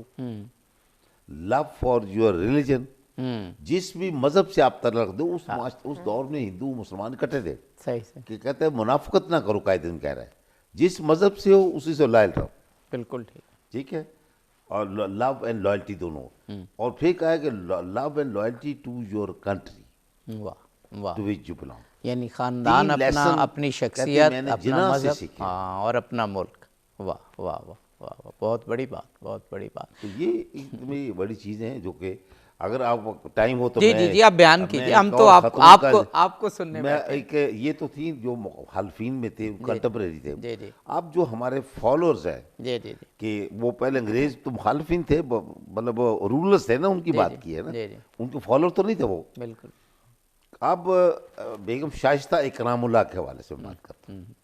ٹھیک ہے, انہوں نے بھی, وہ حسن سہروردی کی بیٹی تھی, اور وہ حسن سہروردی لندن میں انڈیا آفس میں وزیر ہند کے پرائیویٹ سیکرٹری تھے. وہ اکتوبر 1941 میں دہلی آئے, اور دہلی آ کر گھر میں, ان کا دہلی میں گھر تھا, اور یہ لکھتی ہیں اپنی یادداشتوں میں کہ ہمارا گھر قائد اعظم کے اورنگزور روڈ پہ جو گھر تھا اسے 10 منٹ کی واک پہ تھا. ہم گاڑی پہ بیٹھے, مجھے کہا کہ بھئی میں نے جناح صاحب کو ملنا ہے, تو میرے ساتھ چلو. کہتے جی میں نے کیا کرنا وہاں جا کے, کیوں. اس نے کہا کیا, اس نے کہا جناح صاحب تو بڑے روڈ آدمی ہیں, میرے اس میں ملنے کا فائدہ کوئی نہیں. تو انہوں نے کہا بیٹی یہ مخالفوں کی باتیں پھیلائی ہوئی ہیں, یہ غلط بات ہے, وہ بہت اچھا حلیم اور خوش مزاج آدمی ہے. اور وہ گئے, جا کر دیکھا, جا کے دروازہ کھڑکایا تو ملازم آیا. اس نے کہا بھی دروازہ کھولا تو اس نے کہا میرا بتائیں. تو انہوں نے کہا صاحب محترمہ فاطمہ جناح کے ساتھ ابھی جو ہے بریک فاسٹ کر رہے ہیں, ناشتہ کر رہے ہیں. تو انہوں نے کہا میرا جا کے بتاؤ. وہ ہم نے سوچ ہی رہے تھے کہ ہم شاید غلط ٹائم پہ آ گئے ہیں. تو دروازہ اس نے کھولا تو وہ جو ان کا جو ڈائننگ جو روم تھا اس میں بریک فاسٹ میں, قائد اعظم وہاں سے اٹھے, ناشتہ کرتے ہوئے اٹھے, اور بڑے اسمائلنگ فیس کی طرف میری طرف بڑے, اور اپنے بازو پھیلاتے ہوئے گئے بھئی ویلکم ویلکم, اور ہمیں دونوں کو ٹیبل پہ بٹھا دیا. یعنی وہ جو کہتے تھے کہ ایروگینس تھی, وہ خودداری کو بعض لوگ ایروگینس پہ محمول کر لیتے ہیں. ہاں جی, یہ دیکھو نا مخالفین کا جو پروپیگنڈا ہے. پھر اس نے ایک اور بات کی ہے. جی, یہ آپ بیگم شائستہ اکرام اللہ کی بات کر رہے ہیں. جی جی. 1 اکتوبر یہ ہے, جون جولائی 45 شملہ کانفرنس ہوئی ہے نا. جی جی. تو شملہ میں بھی یہ وہاں بھی رہی ہیں اس پہ, اور یہ ہماری پہلی آئین ساز اسمبلی کی رکن بھی رہی. جی جی جی بالکل. جی جی, بہت معروف خاتون. اور یہ مراکش میں ہماری سفیر بھی رہی ہیں شائستہ اکرام اللہ. جی جی. یہ ارلی پیریڈ 47 سے.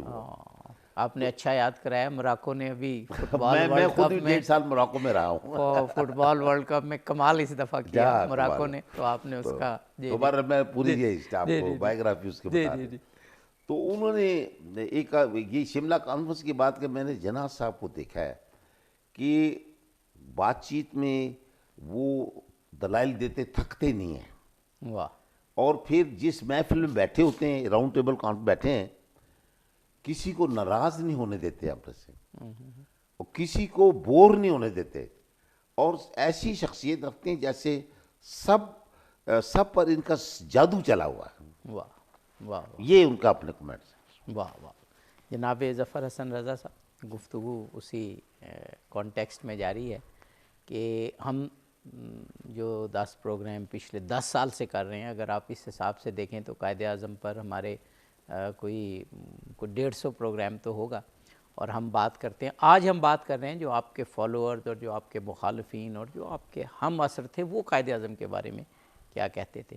تو ابھی بڑی بڑی شخصیات کی بات ہوئی جو واقعاً ڈاکٹر صاحب نے بھی وزیر ہند کی بات کی, گورنرز کی بات کی, جو وزیر ہند کے سیکریٹریز ہیں ان کی بات کی. آپ بھی فرمائیے کہ میں ڈاکٹر صاحب کی بات کو ہی آگے بڑھاؤں گا. سروجنی نائیڈو کے حوالے سے بات کر رہے تھے. انفیکٹ جب جو شاعر دیکھتا ہے جس نظر سے, اس کی نظر انسان کی ظاہریت پہ نہیں ہوتی ہے, نہ ہی اس کی سیاست پہ ہے, نہ وہ اس کے باطن اور اندر کے جذبات اور اس کی سچائی کو دیکھتا ہے. صحیح. یہ شاعر کا طریقہ کار ہوتا ہے. اب سروجنی نائیڈو نے جو قائد اعظم کی تعریف کی ہے, تو اس میں انہوں نے ان کی بظاہر شخصیت, ان کی پرسنالٹی, کہ یہ لباس, یہ اور ان کے جو مشن ہے اس پہ بات نہیں کی. اس نے ان کے بارے میں کہا ہے کہ ان کی روح میں سچائی تھی, ان کے کردار میں جو ہے وہ خلوص تھا, اور یہ ایسی چیزیں ہیں جو جیسے ہم کسی کو شخصیت کا جب بیان کرتے ہیں تو اس کی شخصیت، اس کے کردار، اس کے مشن کی بات کرتے ہیں، تو جس بندے کے اندر شخصیت میں خلوص اور جو مثبت جو صفات ہیں وہ موجود ہوں تو وہ اعلیٰ انسانی صفات ہوتی ہیں، جس کی تعریف کیے بغیر کوئی انسان جس کے اندر انسانیت کی صفات ہوں وہ رہ نہیں سکتا۔ تو سروجنی نائیڈو کا یہ ٹریبیوٹ جو ہے قائد اعظم کے لیے کہ ان کی باطن کی صفائی اور سچائی اور خلوص پہ بات کی ہے۔ اب رہ گئی بات کہ وہ ریوڈ تھے، اب منفی پروپیگنڈا، میں نے پہلے بھی گزارش کی کہ جب مورخ جو جانبدار ہوتا ہے، ایک سائڈ پہ ٹلٹڈ ہوتا ہے، تو وہ اچھی صفات کو بھی بری میں بدل بنا کے پیش کرتا ہے۔ صحیح بات۔ مثلا جب وہ کہے گا کہ یہ کول ہیں قائد اعظم، تو اس کا مطلب یہ ہوگا کہ یہ بالکل ہی یعنی ان کے دل میں کوئی جذبہ، سرد جذبات ہیں، سرد مہر ہیں، سرد مہر ہیں۔ لیکن کول کا مطلب ایک یہ بھی ہے کہ وہ اس وقت تک کوئی فیصلہ نہیں کرتے جب تک کہ وہ پوری ڈیو ڈیلیجنس نہ کر لیں۔ بالکل ٹھیک ہے۔ اسی طرح کئی ایسی صفات مورخوں نے لکھی ہیں۔ اچھا سمپلسٹی کی بات ہے تو وہ کہیں گے یہ بہت سمپل ہے، لیکن سمپلسٹی کا مطلب یہ نہیں ہے کہ بندہ معاملہ فہم نہ ہو، جی سادہ ہو، سادہ ہو، بالکل سادہ لو ہو۔ سمپلسٹی یہ ہے کہ بندہ معاملہ فہم ہو اور جب وقت آئے تو وہ اقدام کرے۔ اور قائد اعظم کی یہ شخصیت میں ایک خاص بات یہ تھی کہ وہ چیزوں کو آبزرو کرتے رہتے تھے اور تب تک بولتے نہیں تھے جب تک کہ وہ چیز کے بارے میں پوری طرح تفحص جسے کہتے ہیں وہ نہیں کر لیتے تھے، اور پھر اقدام تو اس وقت اٹھاتے تھے جب مکمل طے کر لیتے تھے کہ اب یہ آگے اس بات کو لے کے چلنا ہے۔ یہ شخصیت جو لیڈرشپ کی کوالٹیز ہیں کہ وہ پہلے آبجیکٹیوز کو طے کرتا ہے، پھر اس کے بعد آبجیکٹیوز اور جو اس کے جو مقاصد ہیں یا مشن ہے اس کے مطابق اپنی اسٹریٹجیز کو اور اپنے جو پلان ہے اس کو بناتا ہے۔ تو قائد اعظم میں ایک یہ خوبی موجود تھی کہ وہ اپنے آبجیکٹیوز طے کر کے ان پر مصمم ارادے کے ساتھ چلتے تھے اور پھر آخری حد تک اس کو پہنچاتے تھے۔ بالکل ٹھیک ہے، بالکل بالکل ٹھیک ہے۔ پروفیسر ڈاکٹر عقیلہ آصف صاحبہ، اسی گفتگو کو آگے بڑھاتے ہیں۔ میں نے ایسے مشاہیر کے قائد اعظم کے بارے میں ریمارکس دیکھے کہ جو بندہ ایکسپیکٹ نہیں کرتا انسان کہ اتنا مخالف بندہ بھی ایسی بات کر سکتا ہے قائد اعظم، کیونکہ تو اس سے یہ لگتا ہے کہ قائد اعظم کی شخصیت کی کوالٹیز اتنی بلند تھیں کہ وہ جو ہوتا ہے نا کہتے ہیں جادو وہ جو سر چڑھ کر بولے، کہ وہ ان کے سحر میں گرفتار تھے اور کچھ نہ کچھ ان کی زبان سے نکل ہی جاتا تھا جس کو پھر تاریخ محفوظ کر لیتی ہے۔ فرمائیے۔ جی بالکل ایسا ہی ہے، کیونکہ جب ہم قائد اعظم کی زندگی کا مطالعہ کرتے ہیں اور ان پہ لکھی گئی کتابوں کو پڑھتے ہیں تو اس میں ہمیں بہت سارے ایسے واقعات ملتے ہیں جس میں قائد اعظم نے اپنے جو شدید ترین مخالف بھی تھے سیاسی میدان میں ان کے ساتھ بھی انہوں نے بڑا معتدل اور بڑا بیلنسڈ رویہ رکھا، اور یہ ایک بڑی بات ہے کیونکہ ہم انسان ہیں اور انسان جو ہے ظاہر ہے قائد اعظم کی جب ہم تعریف کریں تو ان کو ہم فرشتے کی طرح نہیں پیش کرتے بلکہ ہم ان کو انسان کے حیثیت سے ہی دیکھتے ہیں۔ تو اس میں یہ ہے کہ ان کی اس بات کو داد دینی پڑتی ہے کہ انہوں نے اپنے اوپر تنقید کو بھی بڑے حوصلے سے برداشت کیا، اور اگر مخالفین کبھی آمنے سامنے بھی آ گئے تو انہوں نے جن الفاظ کا چناؤ کیا، جو ان کی باڈی لینگویج رہی، جو ان کی زبان پہ رہا، اور جو انہوں نے اپنے خیالات کا اظہار کیا یا جو انہوں نے لفظ کہے، وہ اتنے خوبصورت تھے کہ جو آج ہمارے لیے مشعل راہ ہیں۔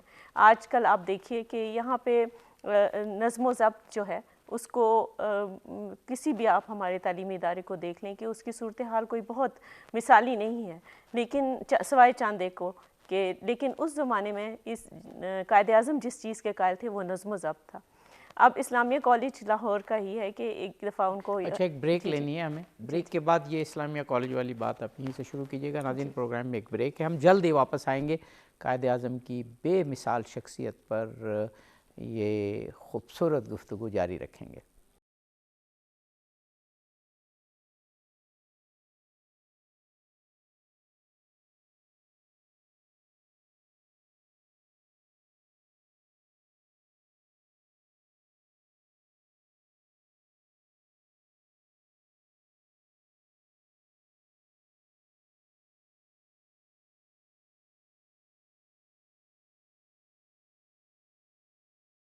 قائد اعظم اپنے معاصرین کی نظر میں नाज़रीन, प्रोग्राम पासबान मिल्लत में एक मरतबा फिर हाजिर खिदमत हैं। सच टेलीविज़न की जानिब से प्रोग्राम्स का ये 10 रोज़ा सिलसिला जो हज़रत क़ायद आज़म बानी पाकिस्तान मोहम्मद अली जिन्ना के हवाले से सच टीवी हमेशा आपकी एनिवर्सरी के मौके पर मनाता है।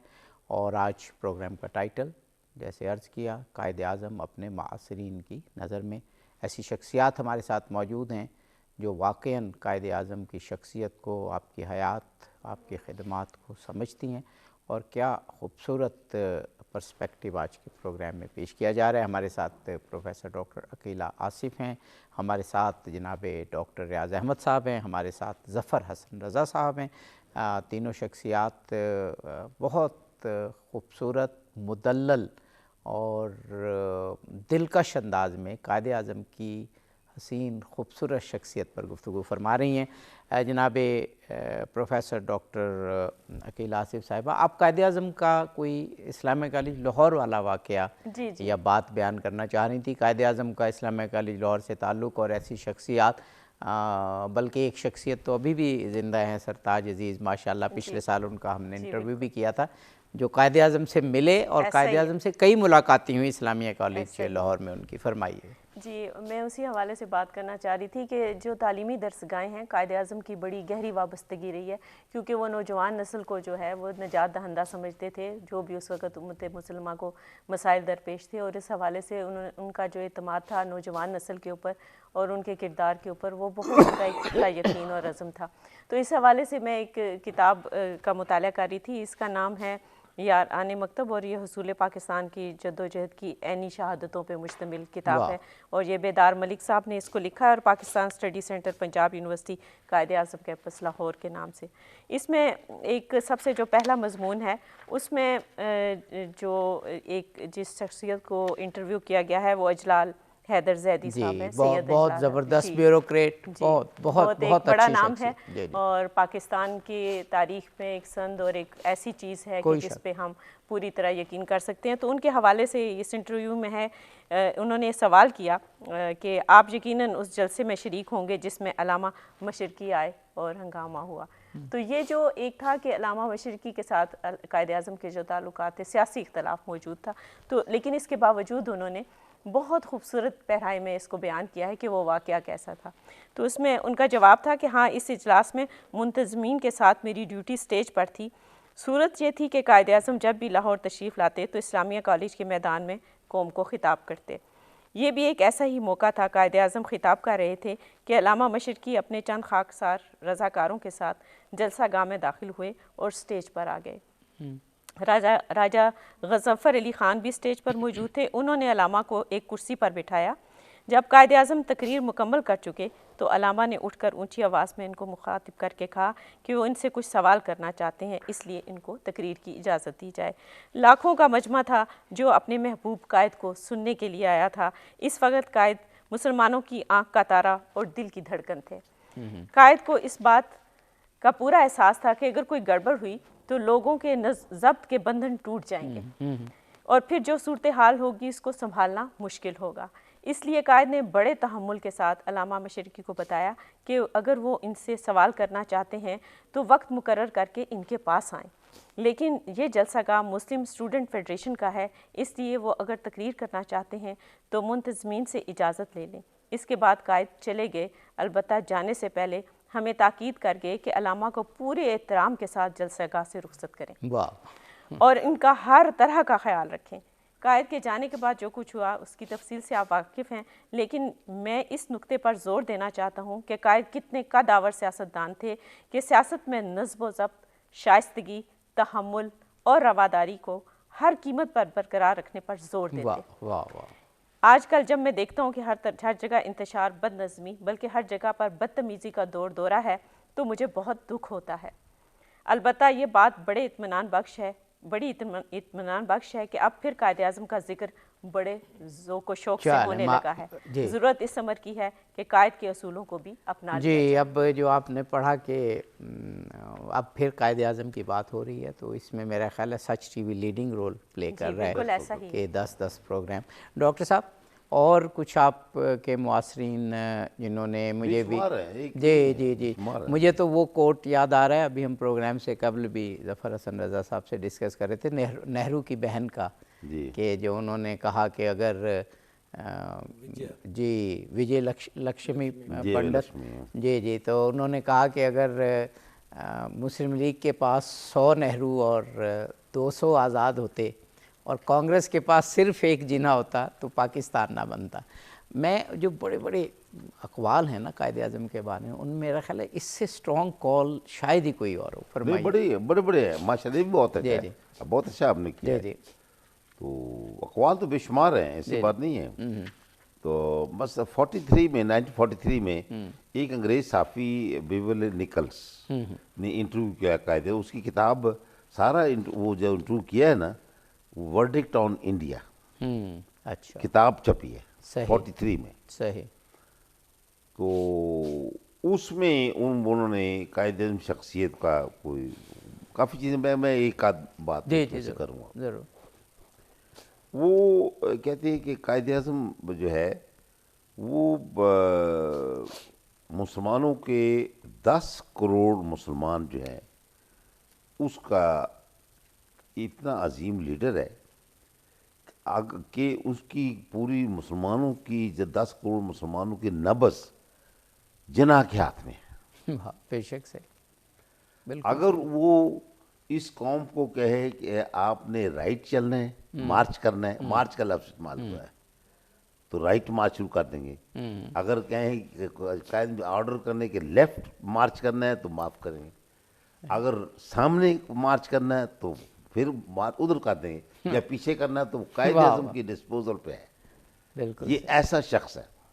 پھر انڈیا جو ہے اس وقت انڈیا ایک بہت بڑے کرائسس میں جا رہا ہے۔ کرائسس کو وہ یہ لے رہے ہیں کہ بھئی یونائٹڈ انڈیا نہیں آ رہا ہے، یہ پاکستان کا ایشو بن کے، یعنی اپنی طرف سے اس کو ایک کرائسس لا رہے ہیں کہ یہ بڑا کرائسس ہے، اور کہ جس کو انگریز آسانی سے حل نہیں کر سکتا۔ اور جناح کی اتنی اس کے اندر اہمیت بڑھ گئی ہے کہ انڈیا کا کوئی حل وہ نہیں کر سکتے جب تک کہ جناح کی مرضی شامل ہے۔ بالکل سر۔ تو یہ ہی ہیز بیکم اے کی figure in the whole of India, جس میں گاندھی اور نہرو کو بھی مائنس کر دیا ہے۔ اور یہ 43 میں بات 43 کی بات کر رہے ہیں۔ صحیح۔ تو یہ اس طرح کا ٹریبیوٹ جو ہے بہت زبردست ہے۔ ایک اور میں بات کروں گا، اس سے پہلے اس سے پہلے چلتا ہوں۔ جی 1917-18 کی بات ہے۔ اس وقت وائسرائے تھے لارڈ چیمسفورڈ، انڈیا کا وائسرائے، اور جو وزیر ہند تھا وہ مونٹیگو تھا، بعد میں لارڈ بنا، وہ وزیر ہند تھا۔ یہ ورلڈ وار 1 کا پیریڈ ہے جی کہ اس کے اندر جو لکھنؤ پیکٹ پاس ہوتا ہے نا 19 دسمبر 1916 میں، جی تو ایک موومنٹ چلتی ہے، ہوم رول موومنٹ چلتی ہے، جس میں کانگریس بھی شامل ہے، مسلم لیگ بھی شامل ہے، ہوم رول لیگ بھی شامل ہے، اور لوگ، اور انگریز کو کہا ہے کہ آپ اندرونی طور پر انتقال اقتدار کریں۔ یہ موومنٹ چل رہی ہے۔ اس کے اندر وزیر ہند نے وہاں سے لندن سے فیصلہ کیا ہے میں انڈین سیاستدانوں کو اپنے ڈائلاگ میں انوالو کروں۔ وہ نومبر 1917 میں آئے اور اپریل 1918 تک رہے۔ اچھا، 5 مہینے، بڑا عرصہ، 5-6 مہینے رہے۔ اور وہ اپنی ڈائری کے اندر مونٹیگو لکھتا ہے ایک واقعے کا، بلکہ کئی واقعات ہیں، ایک واقعہ کہ مجھ سے ایک کانگریس کا ڈیلیگیشن ملا، اس کے اندر ینگ جناح بھی تھے، صحیح، اور وہ ویل مینرڈ اور ویل کلچرڈ انسان، میں نے ایسا نوجوان پہلے نہیں دیکھا۔ واہ، یہ انگریز کہہ رہے ہیں، صحیح بات، وہ وزیر ہند کہہ رہے ہیں، صحیح بات، اور وہ کہتے ہیں کہ یہ اپنے آرگومنٹ میں اور اتنا امپریسو ہے کہ آپ کو اپنی بات سنائے بغیر آپ کو جانے نہیں دے گا۔ اچھا، واہ، ہے جی، کہتے اس نے پھر مجھے اتنی بات میں دلائل سے بھرپور ہے وہ کہ میں اس کی باتیں سن کے تنگ آ گیا، کہتا، اچھا، یہ کہتا وہ تنگ آ گیا۔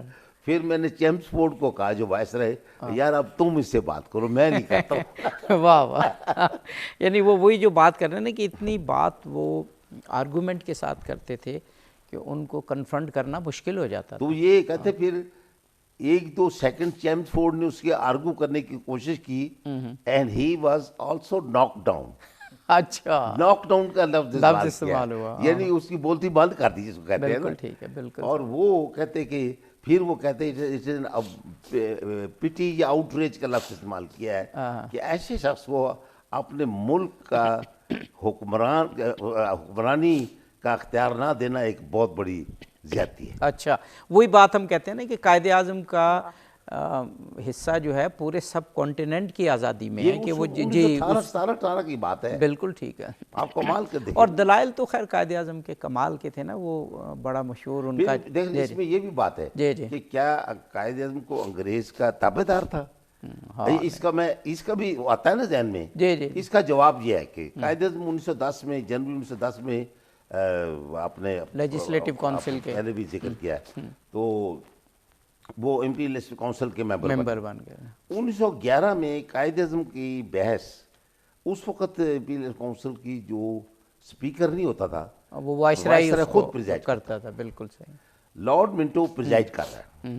ساؤتھ افریقہ، نیٹل، یہ جو تھی نا کالونیز افریقہ میں، انڈین کے ہمارے کافی لوگ وہاں مسلمان بھی تھے، ان کو انگریزوں نے مس ٹریٹ کیا۔ بالکل ٹھیک ہے، قائد اعظم نے انگریز حکومت کو کنڈم کیا اپنی تقریر میں، بالکل ٹھیک۔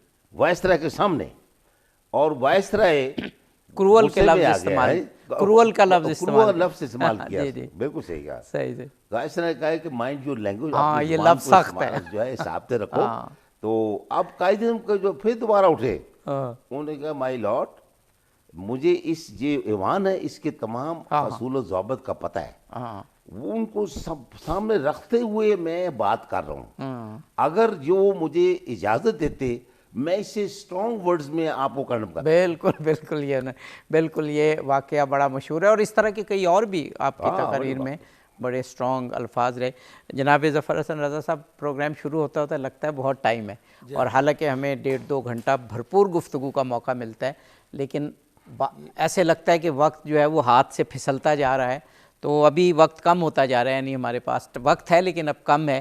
تو میں آپ دیکھ رہا ہوں آپ نے کافی نوٹس لکھے ہوئے ہیں، تو آپ ہمیں اب جلدی جلدی کچھ اور باتیں بتا دیں۔ جی جی، صاحبان علم کے سامنے میں تو طالب علم ہوں، لیکن یہ ہے کہ اپنی کچھ معلومات کے لیے میں ڈاکٹر صاحب کی بات کو بڑھاؤں گا آگے۔ ڈسپلن کی بات ہو رہی تھی، تو کسی لیڈر کے اندر جو ہے وہ ڈسپلن کا ہونا جو ہے وہ یہ ظاہر کرتا ہے کہ وہ قوم اگر ڈسپلن میں نہیں ہے تو وہ ڈسپلن میں لے آئے گا اس کو۔ جی جی، اچھا، اب مثلا رئیس احمد جعفری صاحب نے بڑا اچھا ایک جملہ لکھا ہے کہ وہ اتنے نظم و ضبط کے پابند تھے اور ضابطے کو اتنا فالو کرتے تھے، قانون کو، کہ گلاب کا پھول بھی گر جائے تو وہ اس کو نیچے جھک کر نہیں اٹھاتے تھے۔ واہ واہ، یعنی یہ ایک ان کی شخصیت۔ اچھا، رئیس احمد جعفری خود بھی ایک بہت بڑی شخصیت، بڑے عالم آدمی تھے، ندوہ کے پڑھے ہوئے تھے، تو ان کی رائے، انہوں نے تو خیر کتاب لکھی نا قائد اعظم اور ان کا عہد، لیکن ان کی رائے کو بھی ان کے معاصرین کی رائے کے طور پر ہم دیکھ سکتے ہیں۔ اب مثلا دوسرا میں حوالہ دوں اس کا کہ فریڈم ایٹ مڈ نائٹ میں وہ بندہ جو ہے اسی چیز کو جس طرح اس نے نیگیٹو، اچھا یہ ہمیں ایک بریک لینا ہے، بریک کے بعد آپ کی گفتگو یہیں سے ہم جاری کریں گے۔ ناظرین جلد ہی واپس آتے ہیں۔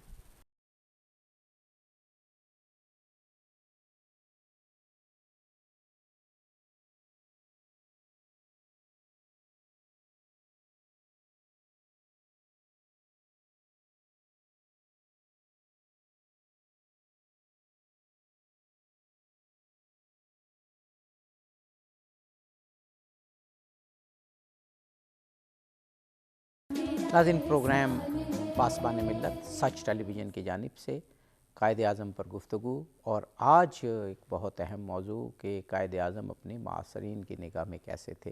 جو ساتھی ہوتے ہیں، ساتھ کے لوگ ہوتے ہیں، ان میں مخالف بھی ہوتے ہیں، ان میں قریبی بھی ہوتے ہیں، ان میں فالوورز بھی ہوتے ہیں۔ قائد اعظم کی شخصیت ایک ایسی شخصیت ہے کہ جو تینوں ابھی میں نے اقسام بتائیں، ان اقسام کے حوالے سے جو لیڈرز تھے اپنے دور کے اور 20ویں صدی کے نابغے تھے، انہوں نے قائد اعظم کے بارے میں بے مثال الفاظ ادا کیے، جو کہ اس پروگرام میں بیان کیے۔ یہ پروگرام ہمارا نیٹ پر بھی چلا جاتا ہے، ریپیٹ بھی ہوتا ہے رات کو، اور نیٹ پر بھی موجود ہوتا ہے۔ جنہوں نے ابھی تک مس کیا وہ ضرور دیکھیں، اور جو باقی پروگرام ہے اس میں بھی آپ کے معاصرین، آپ کے ساتھ کے لوگوں نے قائد اعظم کی عظمت کو جو سلام کیا، وہ ہمارے لیے بھی اس قدر امپورٹنٹ ہے کہ جب وہ قائد اعظم کی خصوصیات بتاتے ہیں تو وہ خصوصیات ہیں کہ جن پر چل کر انسان زندگی میں کامیابی حاصل کر سکتا ہے، انفرادی طور پر اور پھر کوئی قوم اجتماعی طور پر۔ گفتگو جاری ہے۔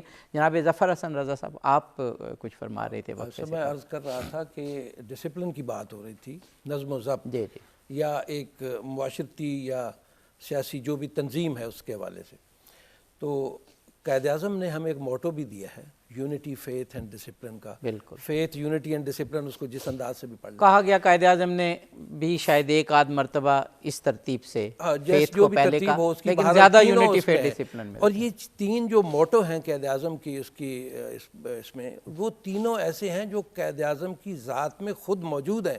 یہ نہیں ہے کہ صرف کہہ دیا کہ آپ کریں اور خود اس پہ عمل پیرا نہ ہو۔ تو ڈسپلن کے حوالے سے جو بات ہو رہی تھی کہ مثلاً وہ ڈسپلن کے اس حد تک قائل تھے کہ ان کے گھر میں، یعنی یہ ایک شخصیت کو ظاہر کرتا ہے کہ جو پھولوں کے گملے بھی ہیں، وہ اس نے لکھا ہے فریڈم ایٹ مڈ نائٹ میں، اگرچہ اس کو منفی انداز میں پیش کرتا ہے کہ یہ ایک بندے کا یعنی ہارڈ ہونے کا، سٹینس ہونے کا نشانی ہوتی ہے، لیکن یہ ایک ضبط کی بات ہے کہ وہ پھولوں کی جو گملے تھے وہ بھی گیٹ تک قطار میں لگے ہوتے تھے اور اس کو آبزرو کرتے تھے کہ وہ کوئی ادھر ادھر نہ رکھا ہوا ہو۔ یعنی ان کی یہ وہ زمانہ تھا جب قوم جو ہے ہمارے جو غلامی، طویل غلامی کے بعد، میں کہتا ہوں کہ بادشاہی کا نظام بھی ایک غلامی کا ہی نظام ہے، اس کے بعد انگریز راج آ گیا، تو جس طرح کہ اقبال نے فرمایا نا کہ جی غلامی میں بدل جاتے ہیں قوموں کے ضمیر، تو ہماری قوم جو ہے اس وقت اس کی حالت ایسی ہو چکی تھی کہ اس کے اندر ایک ذہنی اور فکری پستی آ چکی تھی، اس میں نہ کوئی نظم و ضبط موجود تھا،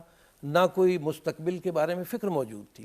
تو اس کے لیے ایک ایسا لیڈر چاہیے تھا جو خود نظم و ضبط کا اور ضابطے کا پابند ہو اور قوم کو بھی اپنے ساتھ چلائے۔ یہی وجہ ہے کہ قائد اعظم کے ساتھ، جس طرح گاندھی کے ساتھ کہا جاتا ہے کہ انہوں نے فرینڈز بنائے، نہرو نے فرینڈز بنائے، قائد اعظم کے فالوورز بنے۔ بالکل، اور یہ قائد اعظم کی شخصیت کا سحر تھا، کرزمہ تھا کہ لوگ ان کی آواز پر ان کے پیچھے چل پڑتے تھے، ان کو خود نہیں کہنا ہوتا تھا کہ جی آپ میرے ساتھ چلیں، یا ان کے ساتھ جانا نہیں پڑتا تھا، لوگ ان کے پیچھے چلتے تھے اور بات منوانا ان کو آتا تھا۔ جیسے ڈاکٹر صاحب نے فرمایا، میں ایک مثال دوں گا کہ عام یعنی وائسرائے کی بات تو گاندھی اور نہرو کبھی ٹالتے ہی نہیں تھے۔ بالکل ٹھیک۔ یہ واحد قائد اعظم کی شخصیت تھی جو اس پہ غور و فکر، تدبر کے بعد اپنا فیصلہ اور اس کے بعد اپنا رائے دیتے تھے۔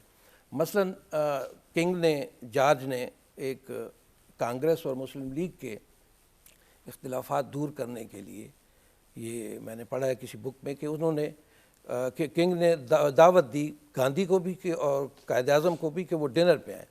اب جو شاہی ڈنر ہوتا ہے یا عشائیہ ہے، وہ یہ ایسی چیزیں ہوتی ہیں کہ ایک شاہی فرمان کے تحت طے شدہ ہوتا ہے، لیکن اتفاق کی بات یہ ہے کہ اس دن 21 رمضان المبارک تھی جو کہ حضرت علی کا یوم شہادت ہے، اور مسلمان اس کو مناتے ہیں ایک دن کے حساب سے۔ تو قائد اعظم نے اس کے جواب میں یہ لکھا کہ میں اس ڈنر میں شامل نہیں ہو سکتا۔ جی جی، اس میں اس کی وجہ بھی بتا دی، تو بادشاہ کو، کنگ کو وہ تاریخ بھی تبدیل کرنا پڑی۔ واہ واہ، یعنی چہ جائے کہ گاندھی جو ہے وہ بادشاہ کے جو ایک وائسرائے ہے اس کی بات کو نہیں ٹالتے، اور یہاں قائد اعظم بادشاہ سے اپنی بات منوا رہا ہے۔ یہ ایک چھوٹا سا واقعہ ہے جو قائد اعظم کے مصمم ارادے کو ظاہر کرتا ہے۔ واہ واہ واہ۔ پروفیسر عقیل آصف صاحبہ، آپ کچھ اور شخصیات کے حوالے سے فرمائیے، کیونکہ آج تو گفتگو ہی ہے قائد اعظم کے قریبی لوگ یا ان کے مخالفین یا وہ لوگ کہ جنہوں نے ان کے ساتھ آزادی کا سفر طے کیا، خواہ وہ انڈیا کی آزادی ہو، خواہ پاکستان کی سب کانٹیننٹ کی آزادی کی بات ہو رہی ہے، تو فرمائیے۔ جی، میں بڑی اچھی گفتگو جاری ہے، میں ظفر حسن رضا صاحب کی بات سے ہی آغاز کروں گی۔ انہوں نے نظم و ضبط پہ بات کی، جی جی، تو ایک تاریخ کی اور بین الاقوامی تعلقات کے ادنیٰ سے طالب علم کی حیثیت سے میں یہ کہنا چاہوں گی کہ نظم و ضبط کا صرف یہ نہیں کہ یہ ایک اصول ہے یا ایک کاسمیٹک ورڈ ہے، یہ ایسی بات نہیں ہے، بلکہ اس کا اثر ہوتا ہے اخلاق اور کردار کے اوپر۔ اور اس کا سب سے بہترین ثبوت یا مثال میں تحریک پاکستان کے حوالے سے پیش کرنا چاہوں گی کہ تحریک پاکستان اس وقت تک کسی نہج پہ، کسی موڑ پہ، کسی روٹ پہ نہیں آئی، صحیح روٹ پہ، جب تک کہ نظم و ضبط کو نہیں اپنایا گیا۔ اس میں اس وقت کی ایک جو اچھی درسگاہ تھی اس کا دخل ہے، بہت ساری اور درسگاہیں بھی ہیں، لیکن علی گڑھ یونیورسٹی کا اس میں بہت بڑا عمل دخل تھا کہ وہاں کیا جو نظم و ضبط تھا وہ اس وقت مشہور تھا، اور وہ اس کے جو طالب علم تھے انہوں نے پورے بر صغیر میں جا کے گروپس بنا کے 1945 کے الیکشن سے پہلے جا کے جگہ جگہ اس کو تحریک کے مطابق جو ان کا موٹو تھا اس کے مطابق بات چیت کی، اور بر صغیر کے کونے کونے میں اس بات کو پھیلایا کہ مسلمانوں کے لیے آزادی حاصل کرنا بہت ضروری ہے۔ اسی لیے وہ فرق آیا جو 1935 کے الیکشن اور 1945 کے الیکشن میں، 1945 کے الیکشن میں وہ فرق جو تھا اس میں ان طالب علموں کا بہت زیادہ دخل تھا۔ ان میں سے کچھ لوگوں کے ساتھ مجھے بات چیت کرنے کا بھی اتفاق ہوا جو کہ ابھی تک حیات تھے، اور میں نے خود پاکستان اسٹڈیز کے جب کورسز پڑھائے تو اس میں نے اپنے اسٹوڈنٹ سے بھی کہا کہ ان کو جا کے انٹرویو کریں اور اس سے سیکھیں کہ پاکستان اصل میں بنا کیسے۔ ایک تو یہ بات تھی۔ اس میں دوسری بات اس میں یہ ہے امپورٹنٹ کہ دیکھیں پاکستان بننے کے بعد ہمارے پاس نظم و ضبط سے بھرپور درسگاہیں اس طرح سے نہیں بن سکیں جس طرح کے ہونی چاہیے تھی، اور اگر کچھ ہیں تو آپ دیکھ لیجئے، میں یا آپ چاہتے ہیں یا نہیں چاہتے، لیڈرشپ وہاں سے آتی ہے، ڈائریکٹ یا انڈائریکٹ۔ تو یہ ایک بڑا ضروری چیز ہے کہ نظم و ضبط، اور آپ قائد اعظم کے کانٹیکسٹ میں یہ فرمانا چاہ رہی ہیں نا کہ جن جن درسگاہوں میں وہ گئے وہاں پر ڈسپلن کا اس طرح سے آپ نے یعنی اثر چھوڑا کہ پھر وہ ان درسگاہوں نے لیڈرشپ دی۔ اچھا کسی ایک شخصیت کے حوالے سے ہے تو ورنہ پھر میں ڈاکٹر صاحب سے شخصیت کے حوالے سے میں آپ کے سوال کی طرف آ رہی ہوں کہ میں کیونکہ مذہب سے ہم اپنی زندگی الگ نہیں کرتے، اور پاکستان میں اس کا بہت زیادہ دخل ہے اور بڑے ڈیپ روٹس ہیں اس میں، تو اس میں علامہ شبیر احمد عثمانی صاحب کا میں ذکر کرنا چاہوں گی کہ قائد اعظم کی وفات کے بعد انہوں نے جب ان کا نماز جنازہ پڑھائی، اس کے بعد ایک خطاب ہے جو کہ تاریخ کا حصہ ہے جس میں انہوں نے یہ فرمایا کہ قائد اعظم اصل میں کتنے راسخ العقیدہ مسلمان تھے۔ یہ شبیر احمد عثمانی نے آپ کے نماز جنازہ کے بعد، یہ بڑی تاریخی بات آپ کر رہے ہیں۔ جی ان کے بارے میں، اس کے بارے میں آپ نیٹ پہ سرچ کریں، آپ باقی بھی دیکھیں تو آپ کو وہ سارے بیانات مل جائیں گے جس میں کہ انہوں نے بڑے اچھے طریقے سے، بڑے احسن طریقے سے قائد اعظم کے بارے میں بتایا کہ وہ کس طرح کی شخصیت تھے اور مذہب کے ساتھ ان کا کتنا لگاؤ تھا، اور کس طرح سے انہوں نے اپنے آپ کو دین اور دنیا کا جو توازن تھا انہوں نے اپنی زندگی میں برقرار رکھا۔ شبیر احمد عثمانی خود ایک اتھارٹی تھے، تو کوئی شک نہیں۔ ڈاکٹر صاحب وہ اصل میں اب ٹائم بہت کم ہوتا جا رہا ہے، میں چاہ رہا ہوں جو آپ شخصیات رہ نہ جائیں کچھ جو کم از کم آپ نے جس حوالے سے مطالعہ کیا، ایک بڑی ٹاورنگ پرسنالٹی 20ویں صدی کی سر آغا خان سوئل، وہ خود بھی ایک بہت بڑی پرسنالٹی ہے، ایک بہت اہم جماعت کے سربراہ، مذہبی جماعت کے، اور بین الاقوامی شخصیت، گو انہوں نے سب کانٹیننٹ کی آزادی کے لیے بہت کام کیا، لیکن پھر ایک وقت آیا کہ وہ پھر اس خطے سے جو ہے وہ یورپ میں منتقل ہو گئے۔ لیکن قائد اعظم کے حوالے سے اتنی بڑی شخصیت نے جو کمال کی باتیں کی، وہ میں پڑھ رہا تھا ان کی عطا ربانی کی کتاب میں کہ انہوں نے تو چرچل، مسولینی اور اس وقت کے جتنے بڑے بڑے مشاہیر تھے جس میں چرچل کا نام ایک بہت بڑا نام ہے، انہوں نے کہا کہ میں نے ان سے بھی زیادہ بہتر قائد اعظم کو پایا۔ فرمائے۔ بالکل آپ نے کہا سر خان سوئم جو ہیں ان کا، بلکہ آپ تو آج کل کام بھی کر رہے ہیں ان پر، اور میں یہ آپ دعا کروں گا آپ کی صحت کے لیے، اور میں چاہوں گا کہ آپ جلدی جلدی وہ کام مکمل کر کے اس کو چھپوائیں۔ انشاءاللہ۔ تو سر خان سوئم جو تھے نا، ان کا امتیاز یہ ہے کہ مسلمانوں کی جب سیاسی جماعت بنی ہے نا، اس کو بنانے میں ان کا اہم کردار ہے۔ بالکل ٹھیک ہے، مسلم لیگ کے بنانے، آلریڈی مسلم لیگ پہلے اجلاس کی میرا خیال 1906 میں، جی صدارت بھی اور بننے سے چند مہینے پہلے جو 35 زعماء اکٹھے کیے گئے اور انڈیا لیول پہ، اس میں انہوں نے علی گڑھ کے جو سیکرٹری تھے، ایک انگریز تھے، ان کو کہا، اور نواب وقار الملک کو بھی کہا کہ آپ ایسی شخصیات کو بلائیں کہ جو صاحب حیثیت ہوں، انگریز ادروائز آپ کی بات سنے گا نہیں، صحیح یعنی کہ ایڈوائز کے طور ہاں پر. اور سراغ خان وہ شخصیت ہے کہ اب اس کہ جنہوں نے علی گڑھ کو کالج سے یونیورسٹی بنانے میں اہم رول پلے کیا، کوئی شک کوئی شک. اور اس کے لیے چندہ اتنا اکٹھا کیا ہے سر سید کی وفات کے بعد جی جی کہ اور کسی شخصیت نے اتنا کنٹریبیوشن نہیں. میں ایسے ضمن نہیں بہت سر آغا خان سوئم کا ذکر ہونا چاہیے. تو یہ 35 زما کے جو لیڈر تھے ہیڈڈ بائی سراغ خان، اکتوبر 1906 میں لارڈ منٹو کو ملتے ہیں صحیح. اور مسلمانوں کا سیپریٹ الیکٹوریٹ کا مطالبہ منواتے ہیں. جی جی بہت بڑی بات. اور اس لیے مسلم لیگ جب دسمبر 1906 میں بنی ہے ڈھاکہ میں، تو اس کے پہلے صدر بھی سراغ خان بنے، بالکل ٹھیک بات. اور 1913 تک وہ رہے. جی جی جی تو وہ قائد اعظم کے بارے میں وہ کافی چیزیں وہ لکھی ہے، لیکن ایک میں بات کروں گا خاص طور پہ قائد اعظم کا جو راؤنڈ ٹیبل کانفرنس 1930 سے 32 تک جو ہے، وہ قائد اعظم مسلم ڈیلیگیشن کے سراغ خان اس کے ہیڈ تھے. صحیح. قائد اعظم کو بڑا کلوزلی انہوں نے ڈائلاگ میں واچ کیا.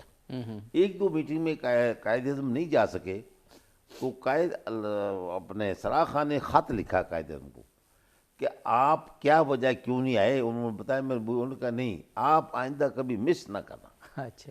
کیونکہ آپ کے بغیر مسلمان لیڈر جو ہے نا، ایک تو ان کا متحد رہنے بڑا مشکل ہے، اچھا. وہ آپس میں جھگڑے بڑے کرتے ہیں. اچھا. آپ کی شخصیت کا اتنا اثر ہوتا ہے ہاں کہ وہ آپس میں کوئی اختلاف کی بات نہیں کرتے. بہت بڑا ٹریبیوٹ ہے یہ، بہت بڑا. یہ قائد اعظم کا اور خود ایک بڑی شخصیت کی اور جانب. خط کا وہ میرے پاس خط ہے، ایسی بات نہیں اچھا ہے. اچھا. میں اس بیس پہ بات کروں. وہ آپ نے اپنی کسی کتاب میں دیا بھی ہوگا. وہ اسی نئی کتاب میں دے رہا ہوں اچھا انشاءاللہ. اچھا. تو کہنے کا مقصد یہ ہے، پھر جب پاکستان بنا ہے 14 اگست کو، تو سراغ خان نے وہاں فرانس سے ان کو ٹیلی گرام بھیجا ہے 15 اگست کو، اور سب سے پہلے مبارکباد انہوں نے پیش کی ہے کہ جناب you have done a wonderful job by creating the largest Islamic state in the whole world. کیا بات ہے. واہ واہ. یہ ان کا کمال ہے. جی جی جی واقعاً. اور اس کے علاوہ میں اور ایک شخصیت کی بات کرنا چاہوں گا جی اگر جی آپ کا ٹائم ہے. جی جی آپ کیجئے پھر ظفر صاحب ایک کی ایم طرف. ایس اصفہانی صاحب شخصیت ہاں ہے، ہاں بڑی کمال امپورٹنٹ شخصیت. کمال کمال میں شخصیت ان کی باتیں میں Quaid Azam as I knew ہم. وہ ایم ایس اصفہانی جو ہیں وہ بنگالی بزنس مین ہیں. 1932 میں انہوں نے کیمبرج سے گریجویشن کی. صحیح. ٹھیک ہے. اور پھر وہ ہمارے انڈین اسمبلی کے ممبر. 1936 میں قائد اعظم کے ایما پر انہوں نے مسلم لیگ جوائن کی. بالکل. وہ مسلم لیگ کے جو بڑے بڑے لوگ چندہ دینے والے تھے، کنٹریبیوٹرز، ان میں تھے. بالکل صحیح. اور یہ وہ شخصیت ہے. میں بات کرنے سے پہلے بتا دوں کہ جب پاکستان بنا ہے، سب سے امپورٹنٹ ملک یو کے تھا یا امریکہ تھا. جی جی بالکل. تو امریکہ میں پہلا سفیر ان کو مقرر ابو الحسن اصفہانی تھے. بالکل ٹھیک. اور پھر یہ وہ سفیر ہے کہ جس نے اپنے 4-5 سال جو دور میں رہا، ایک پیسہ تنخواہ نہیں لیے. بالکل ایسا ہی. اور پھر واشنگٹن میں اپنے پیسے سے، حکومت پاکستان سے کوئی پیسہ نہیں لیا ہے، ایمبیسی بنائی ہاں اور ڈونیٹ کرتے. کیسے کیسے لوگ تھے. واہ واہ ہے جی. واہ واہ. اچھا، یہ اپنی ایک بات اور میں ایک بات کروں گا اس کے حوالے سے. ان سے ملاقات قائد اعظم سے، یہ ملاقاتیں بہت ہوئی ہیں ان سے. میں جون 1946 میں ایک ملاقات کی بات، ان کو قائد اعظم نے بلایا، چائے پہ ہم پانی پی رہے تھے، بات چیت. قائد اعظم نے کہا کہ بھئی اصفہانی، تم جانتے ہو کہ مسلمان قوم کی اور ملک کی باتیں آج کے چل رہی ہیں، اور یہ امید ہے مجھے پاکستان بن جائے گا. یہ لیکن میں سوچتا ہوں، اب بزنس مین اس سے بات کر رہا ہے کہ ملک چلے گا کیسے. میں یہ سوچتا ہوں. اصفہانی صاحب نے لکھا ہے اپنی یادداشتوں میں. جی جی. ان کا سر اب کیا کہنا، آپ بالکل صحیح کہتا ہے. قائد اٹھ کھڑے ہو، کہتا ہے صحیح نہیں، بات بتاؤ کیسے چلنا ہے، یہ بتاؤ، آگے چلو. اچھا واہ واہ. کھڑے ہو گئے جذباتی انداز میں. ان کا سر آپ بتائیں نا کیا کریں. کہتا ہے میرا سوال، قائد سوال کرتے تھے، کہتا ہے کہ پورے انڈیا میں ان ہندوؤں کی بڑی ایئر لائنیں ہیں، مسلمانوں کو کوئی ایئر لائن بھی ہے؟ ہمیں ملک میں ایئر لائن بھی چاہیے.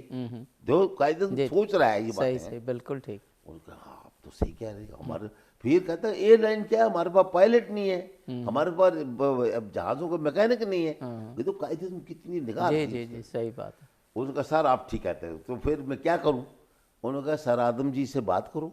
اور تو ان کا دوسرا جو بڑا بھائی تھا نا حسن، اسماعیل جس کا نام تھا نا، اسماعیلی صاحب کا، وہی بہت بڑا بزنس مین. کہتے ان دونوں سے بات کرو کہ ایئر لائن بناؤ. واہ واہ. اچھا ہمیں ایک بریک لینی ہے، بریک کے بعد آپ مکمل کیجیے گا، اور پھر بریک کے بعد ہمارے پاس بہت کم ٹائم ہوگا تو باقی شخصیات بھی اپنے آخری جو خیالات ہیں ان کو مجتمع کر لیں. ناظرین جلدی واپس آتے ہیں.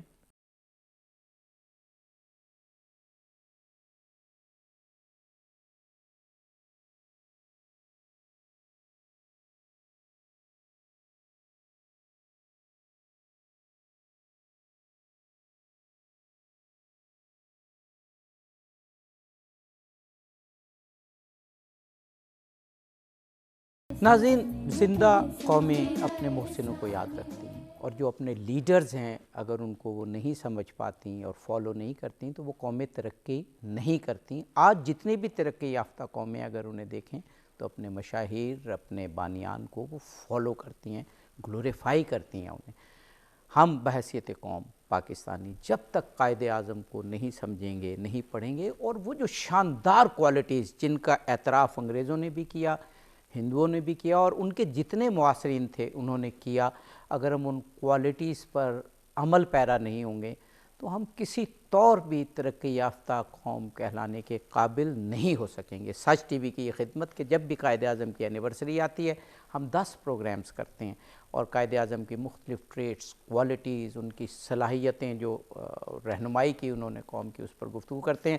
آج کا بہت خوبصورت پروگرام ہوا، شخصیات نے بہت خوبصورت گفتگو کی. آخری سیشن ہے کہ قائد اعظم اپنی معاصرین کی نظر میں. ڈاکٹر ریاض احمد صاحب، یہ بھی اس پروگرام کی وجہ سے یا اس کی برکت کی ایسی شخصیات ہم یاد کرتے ہیں کہ جن کو شاید ہم نے بھلا دیا. آپ نے ابھی ابو الحسن اصفہانی کا ذکر کیا، قائد اعظم کے ساتھی، کیا شخصیت تھے، اور انہیں بھی ہم نے یاد کر لیا. سر آغا خان سوئم کو ہم نے یاد کیا، باقی بھی جتنی پرسنالٹیز ہیں. آپ ابو الحسن اصفہانی کی ایک بات بتا رہے تھے، قائد اعظم سے ان کا ایک مکالمہ بتا رہے تھے. وقت اب ہمارے پاس کم ہے، آپ کے اس ریمارک کے بعد پھر ہم تینوں شخصیات سے آخری خلاصہ سنیں گے. میں جون 46 میں جو بات چیت کر رہا تھا آپ سے، تو اس میں یہ ایئر لائن کے بارے میں قائد اعظم سوچنا شروع کر دیا. پھر سر آدم جی اور ان کے بھائی نے اور بزنس مینوں کو ملا کر ان اورینٹ ایئر لائن بنائی. اورینٹ پاکستان بننے سے پہلے، صحیح، جو کلکتہ سے رنگون تک چلتی تھی. اچھا. اور جب پاکستان بنا تو اس کا ہیڈ آفس کراچی شفٹ ہو گیا. واہ واہ. اورینٹ. اور جب بعد میں PIA بنا تو یہ اس میں مرج کر دی ہے، واہ. Orient airline. پھر قائد اعظم کہا تھا، پھر قائد اعظم نے کہا کہ بینکنگ سیکٹر بھی خالی ہے، بھی کچھ نہیں ہو رہا ہے. پھر ان کو کہا گیا کہ اس کے انہوں نے اپنے پھر وہ کہا یہ مسلم کمرشل بینک جو ہے اسی ایفرٹ کا باعث ہے. اچھا. پھر جو حبیب، یہ ابو الحسن اصفہانی کی اس جی میں، جی جی جی صحیح سے. اور اس طرح حبیب بینک کے بارے میں بھی وہ دوسرے بندوں کو نام ہے دوسرے. ان کے بعد قائد اعظم دیکھو کتنا سوچ رہا تھا بینکنگ سیکٹر. پھر انڈسٹریلسٹ کو کہا گیا کہ کراچی میں انڈسٹری لگائیں، ایسٹ پاکستان میں لگائیں.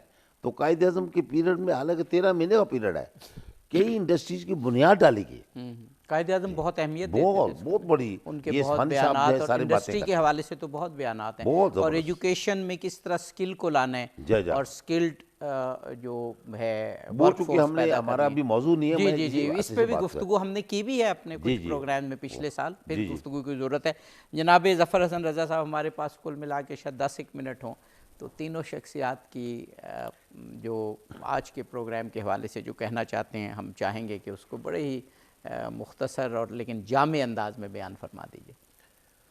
قائد اعظم کی شخصیت کے بارے میں جو ان کا کردار ہے، اس پہ میں اس خلاصے میں یہی بیان کرنا چاہوں گا کہ قائد اعظم بظاہر ان کو پیش کیا جاتا ہے کہ وہ بہت آزاد خیال تو وہ تھے، لیکن ان کی روح میں جو ایک اسلامی تعلیمات کا اثر تھا وہ موجود تھا.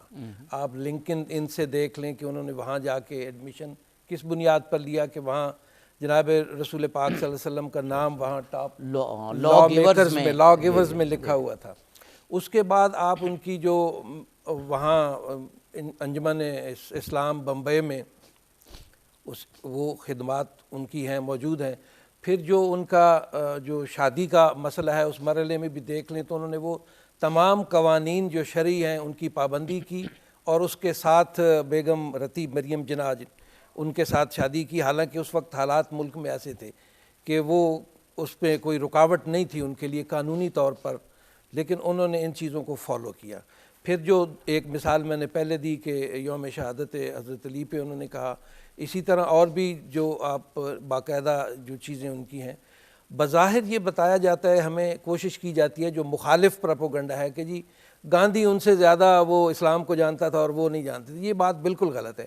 وہ ہر چیز کو ظاہری طور پر نہیں بتاتے تھے کہ میں جیسے ایکسپلائٹ نہیں کرتے تھے اسلام کے نام کے حوالے سے اور اسلام ان کی کے حوالے سے سپیچز میں اسلام اور قرآن کے حوالے سے، حدیث کے حوالے سے اور اسلامی تعلیمات کے حوالے سے سب چیزیں اپنی جگہ پہ موجود ہیں، لیکن وہاں موجود ہیں جہاں ان کی ضرورت ہوتی ہے۔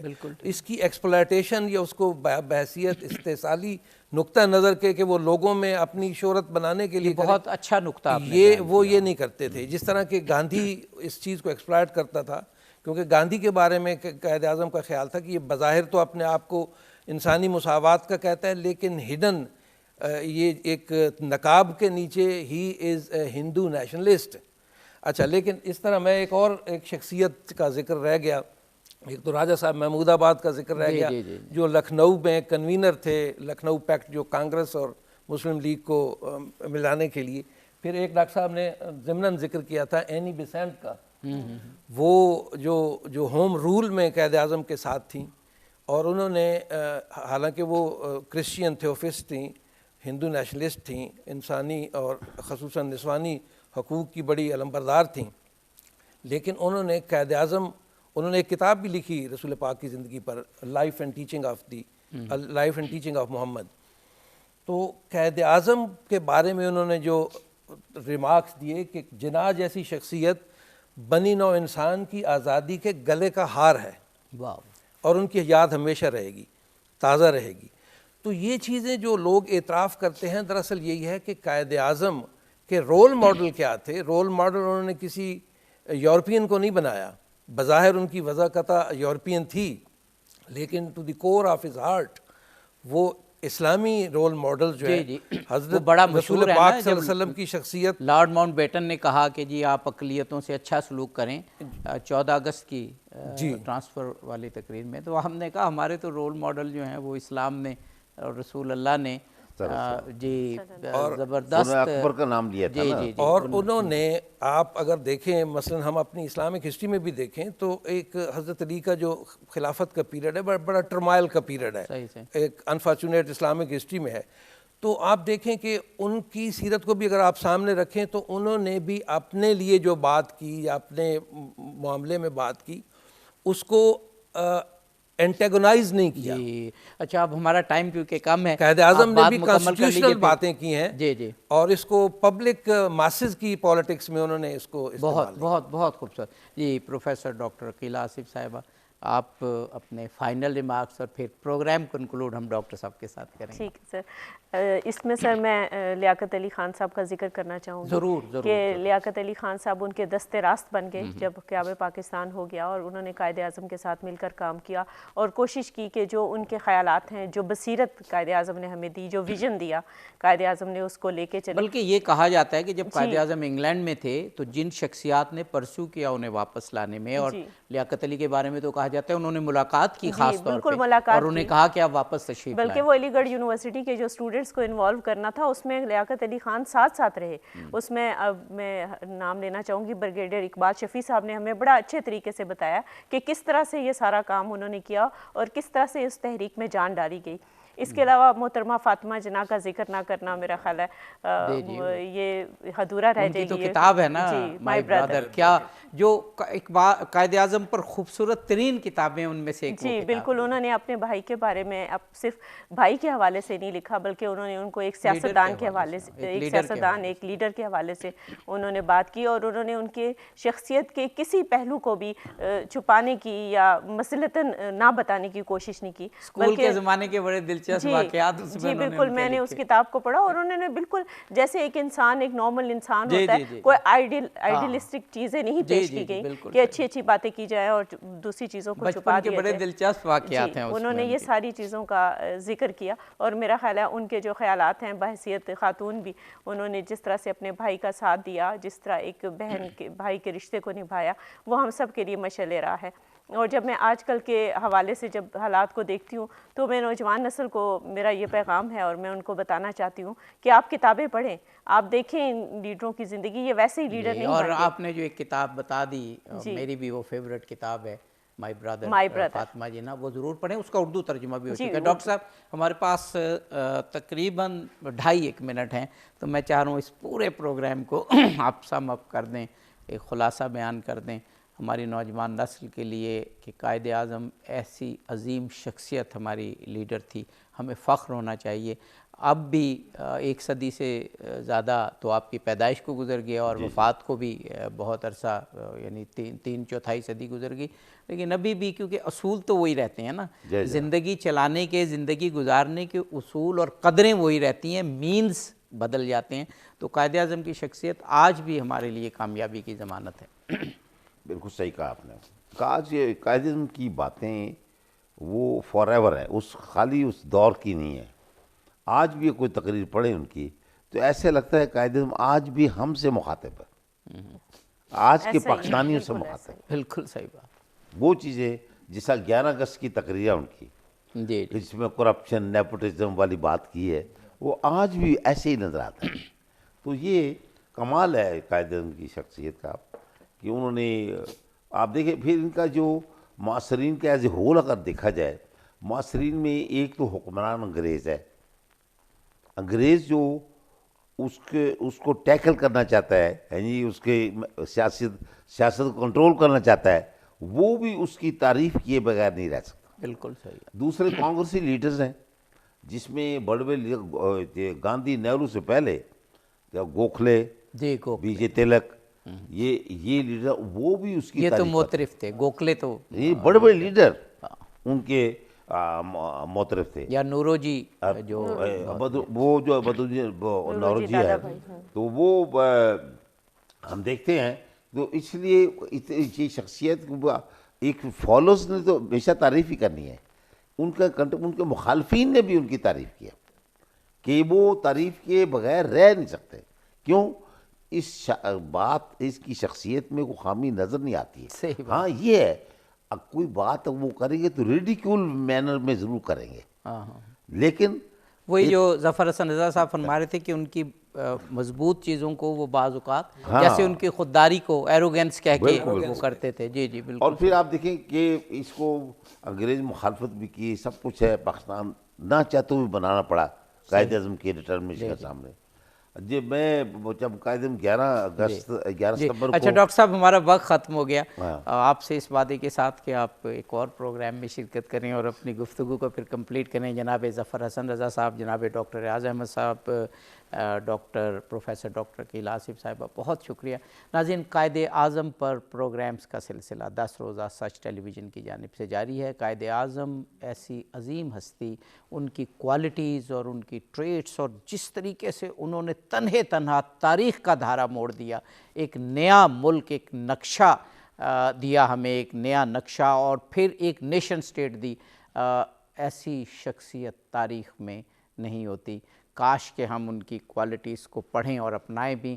اس بات کی ضمانت ہوگی آپ کو فالو کرنا کہ آج بھی اس دور میں قائد اعظم جو پاکستان ہے، قائد اعظم کی راہ پہ چلتے ہوئے، ان کو فالو کرتے ہوئے قوموں کی صفوں میں اول پر آ سکتا ہے۔ اظہر علی عابدی کو اجازت دیجیے، فی امان اللہ۔